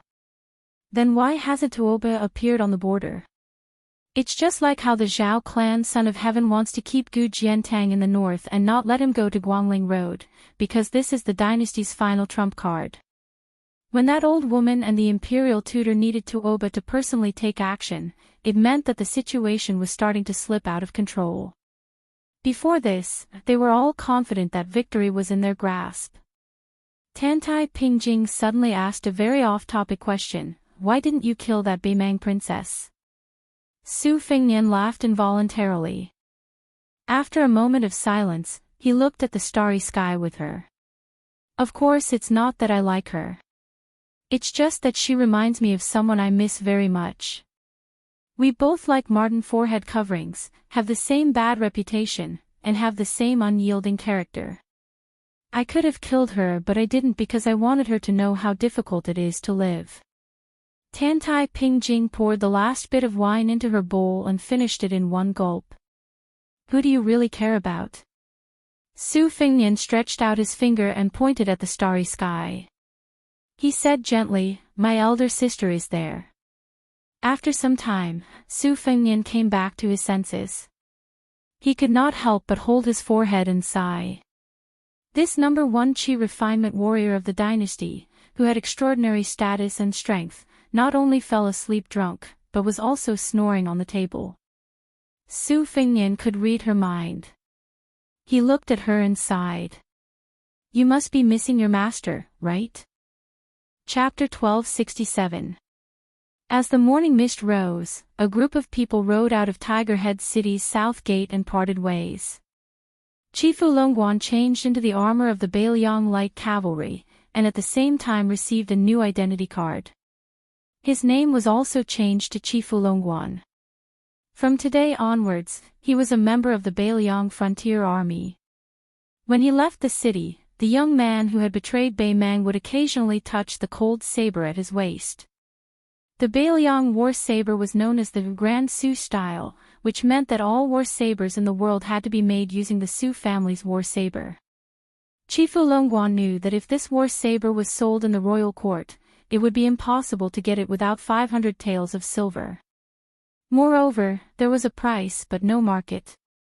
Countless members of the royal family and the grassland were proud to be able to collect the complete set of Su Yangliang saber. Chifu Longguan, who was used to being poor, had such a saber. His back straightened a bit, and he always felt that he was now a rich man. But there was a secret that made the young rider even more excited than the cold saber-like crossbow and his identity. The king of Bailiang had passed on to him a nameless saber manual and a set of Wudang mantras. Chifu Longguan was now full of pride, and he was also willing to fight on the battlefield for the young new king of Liang. He followed the king of Bailiang's orders to escort Princess Hongyan to Luzhou. As long as he threw this yellow woman to the border, he could ignore her. When the time came, he could directly join the Longxiang army. After that, whether he lived or died in the Battle of Liangmang would depend on his own luck. Yellow Hongkai hesitated, then turned his horse around and spurred it to catch up to Su Fengnian. He stopped his horse to block the way and said in a low voice, "You're just going to let me go back to Beimang like this?" Su Fengnian smiled and said, "What else? Let the Jade Cicada Prefecture take out a mountain of gold and silver to redeem you. Even if your father is willing to pay, you are destined not to return alive." A proper princess captured by Bailiang as a captive, the Yellow family probably can't afford to lose face. Yellow Hongkai wanted to say something but stopped.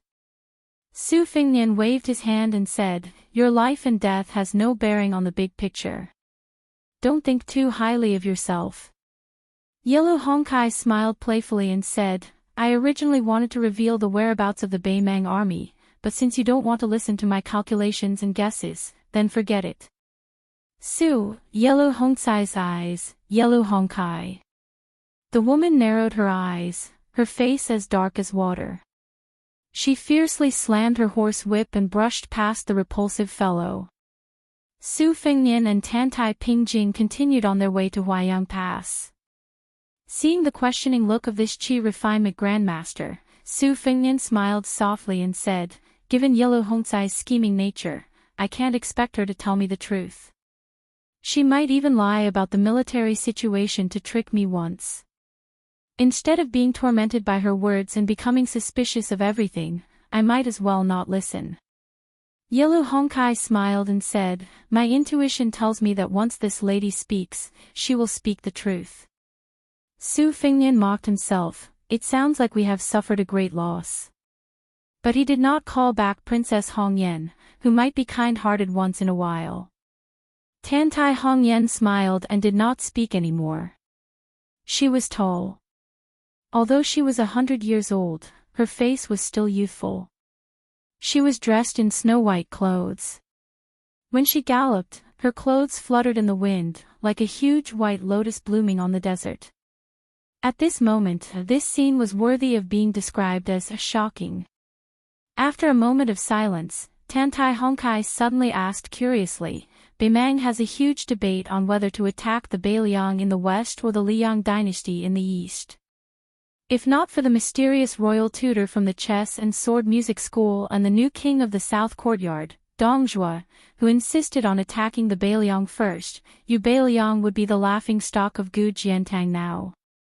Apart from that, most of the Beimang generals and officials, as well as the most powerful factions in the grassland, felt that it was more worthwhile to attack the east. After all, if they defeated the two lines of defense, they would be able to force their way to Great Peace City. They might even be able to cooperate with West Chu's revival in Guangling Road. This would exhaust the Liang dynasty's army and make them unable to cooperate with each other. Why would the Empress of Beimang stand her ground against all opinions and agree to fight the Beiliang to the death? Isn't this exactly what the Empress of the Zhao family wanted? Besides, even if we take down Beiliang, we still have Qin Jibao's western Shu as a buffer. Su Fengnian smiled and interrupted Tantai Hongcai's words. It's very simple. Beimang can attack Beiliang with all their strength, but they definitely won't dare to attack the Liang dynasty in the east. They don't dare to expose their butts to the 300,000 border soldiers of Beiliang. The Beiliang cavalry, who have experienced hundreds of battles, not only have unparalleled mobility, they are also very familiar with the desert terrain and long-distance raids.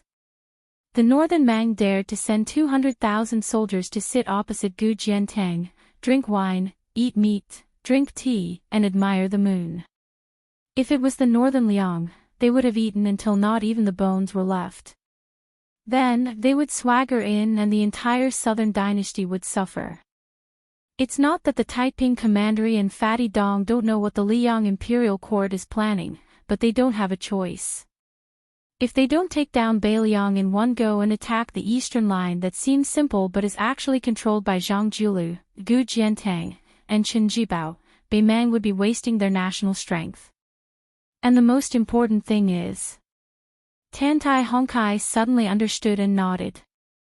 I understand. As long as the Beiliang cavalry stays in the northwest, it means that even if the Liang dynasty loses the eastern line and even causes Great Peace City to be trapped, they still have enough initiative to change the stalemate. However, if Beimang successfully defeats Beiliang in one go, the initiative will switch to the Beimang Empress. In particular, if the Beiliang cavalry, known as the best in the world, is completely wiped out, no matter how much the people of the Central Plains dislike the Beiliang Su family, they have already lost half of their souls. If even Beiliang can't stop Beimang's iron hooves going south, then who can stop them? Su Fengnian sighed emotionally. Ever since Zhang Julu came to power, he didn't really support the military affairs of the northwest border, but he also didn't restrict them too much. This is also the strength of the Grand Secretary. It seems quiet and inactive, and there are suspicions that Beiliang is nurturing a tiger, but in reality, he is helping the Zhao family win a day of sitting on the mountain and watching the tigers fight. Tantai Hongkai gazed at Great Peace City in the east and murmured, the son of the Zhao family has already made a choice between home and country. Liang is committing suicide. Chapter 1268. Su Fengnian sneered, that's why the court is waiting for a good show to begin, but the biggest contributor behind the scenes won't be able to see this day. Isn't it because they're afraid that the new emperor won't be able to suppress the old Grand Secretary? They're afraid that too many poor carps will jump over the dragon's gate. When these wild carps enter the court and gradually band together, they'll all be barefooted guys who aren't afraid of wearing shoes. If they die, then they die.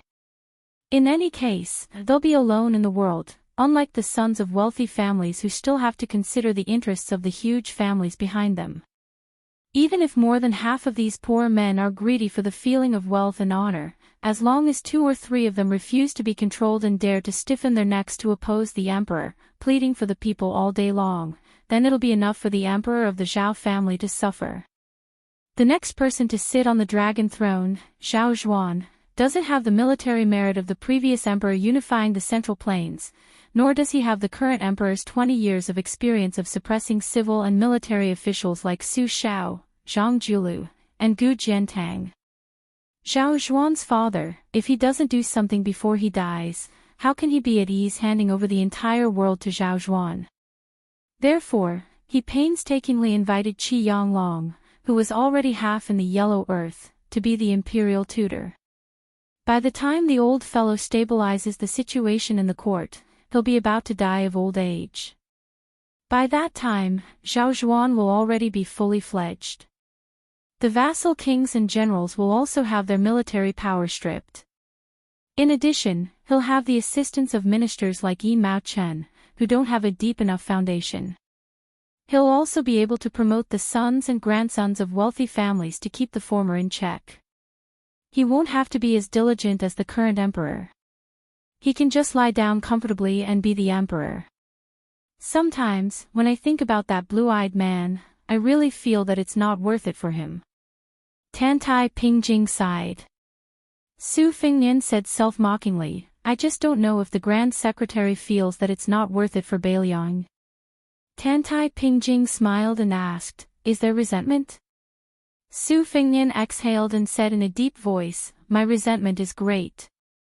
Tantai Pingjing said, it just so happens that Beimang bumped into the tip of Beiliang's blade. Su Fingnian looked at the sky. Perhaps this year's snow couldn't cover the blood. The headquarters of the Northern Liang Protectorate within Huaiyang Pass was still ridiculously simple and crude. This made the Huaiyang commandant, Huang Laifu, very nervous. Although he could not say that he was unable to eat or sleep in peace, every time he went to participate in the military affairs of the Protectorate General, he would always feel that this was not the case. A few of his close friends liked to use this matter to poke at him. Huang Laifu didn't even have a chance to talk back. He could only accept his fate. Over time, he became the #1 joke in Liangzhou's northern border. But as the atmosphere of the impending war grew thicker and thicker, these harmless jokes quickly disappeared.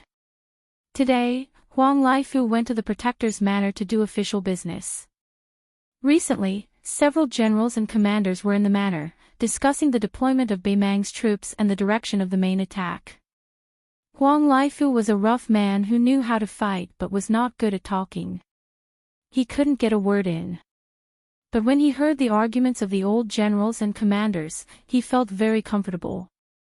He felt that as long as they were in charge of the border, not to mention the fact that the Beiliang frontier army was strong and unharmed. Even if Hudi's city was accidentally lost, Huang Laifu would take it back without a second thought. When Huang Laifu walked into the lobby of the Protector's manor, which was hung with maps of various sizes, he obviously felt something strange. In the center of the lobby, there was a huge table made of yellow pear wood. On both sides of the table, there were many new faces. Infantry Commander Yan Wenluan, an experienced general, should be visiting Huaiyang Pass for the first time. Cavalry Commander Yuan Zuozong was also here. Great Ancestor Gu, Zhou Kong, He Zhonghu, and Qin Yinchue, the 4 new and old deputy commanders were here for the first time. Qi Danghua, one of the general's adopted sons, was also standing on one side. Yuzhou Provincial Governor Hu Kuei and Yuzhou General Wang Fuqiu stood side by side. Liangzhou Provincial Governor Wang Peifang, who had just been promoted from Yuzhou Provincial Governor to a higher position, was trembling with fear. This Beiliang Provincial Governor, who could be said to have made a name for himself, was standing alone in the most remote corner. Obviously, on this occasion, the fart of any other armored general would be more effective than him, a civil official, shouting at the top of his lungs. But the person that shocked Huang Laifu the most was the second princess, Su Weisheng. She sat in a wheelchair, her hands interlaced as she stared at the map of the border on the table. The Beiliang Protector General held an inkstone in one hand and a brush in the other. The ink in the inkstone was crimson-red ink. Chu Lushan stood by Su Weisheng's side, bending over to draw red lines on the map while constantly speaking softly. Huang Laifu tiptoed over. There were already 20-some people standing on both sides of the table, so he could only find a place to sit. He just happened to hear Chu Lushan say in a low voice, "Earlier, we sent a ballista archer into the heart of Gusai province and discovered that Lu Gui's army had already set out. Now, we can confirm that they're heading for Liuzhou. Other than Lu Gui's 30,000 elite soldiers, the 4 military towns to the south, including tile-building Gentleman's Pavilion, have also moved out in full force. The old noble clans of Longguan have also brought out 30,000 infantry, and there are also the 8,000 Chang cavalry from Gusai province that require our attention.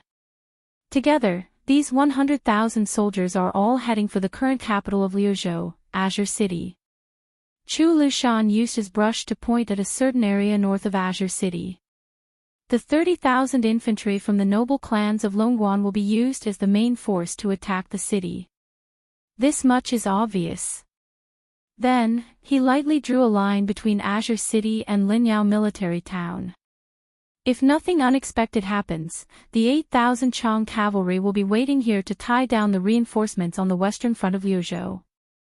If they can win, they fight. If they can't win, they run. The Chang cavalry doesn't have any other abilities, but their ability to run is top-notch. I've already experienced it for myself more than a decade ago. The generals in the room all smiled knowingly. During the first Northern Mangli-Yang battle, everyone knew that Chu Lushan, who shone brilliantly in the smoke of battle, had 2 regrets. The first was that he wasn't able to kill Dong Zhuo, who was also a fatty, and the second was that he actually wasn't able to chase down that routed Chang cavalry. Chu Lushan moved the tip of his brush, drawing a line between Liuzhou and Azure City. As the main force, Lu Gui's army should be here, Su Weisheng frowned. When he heard this, he interrupted Chu Lushan's words. Are they just going to retreat and let Lu Gui infiltrate Liuzhou? Even if Liuzhou only has 30,000 Long Xiang army, they don't have to be so passive. Ancestor Gu bent over the map with his hands behind his back. He slowly said, if we say that Liuzhou and Yuzhou borders can wait, then Liuzhou doesn't need to wait. The 30,000 Long Xiang army only needs to find Lu Gui's main force and defeat them. The rest of the scattered soldiers are nothing to be afraid of. Beiliang has this ability outside the gates of the Kingdom of War. The deputy commander of the cavalry, He Zhong, suddenly said, don't look at how Lu Gui's side has the advantage in numbers. This amount of soldiers isn't enough to fill the gaps between their teeth. Even if Dong Zhuo has a backup plan, based on their current deployment, there won't even be enough time to collect the corpses of their warhorses. Chu Lushan extended 2 fingers and pinched the crimson tip of his brush. He turned a deaf ear to He Zhong's words. He only stared at his slightly ink-stained fingers and calmly said, the bait is too small to catch a big fish. Chu Lushan suddenly laughed. In the silent room, it was particularly eye-catching. This protector general stuck his thumb and index finger together and raised his hand. He smiled and said, our Beiliang cavalry is too strong. We have to give our opponents a little bit of hope.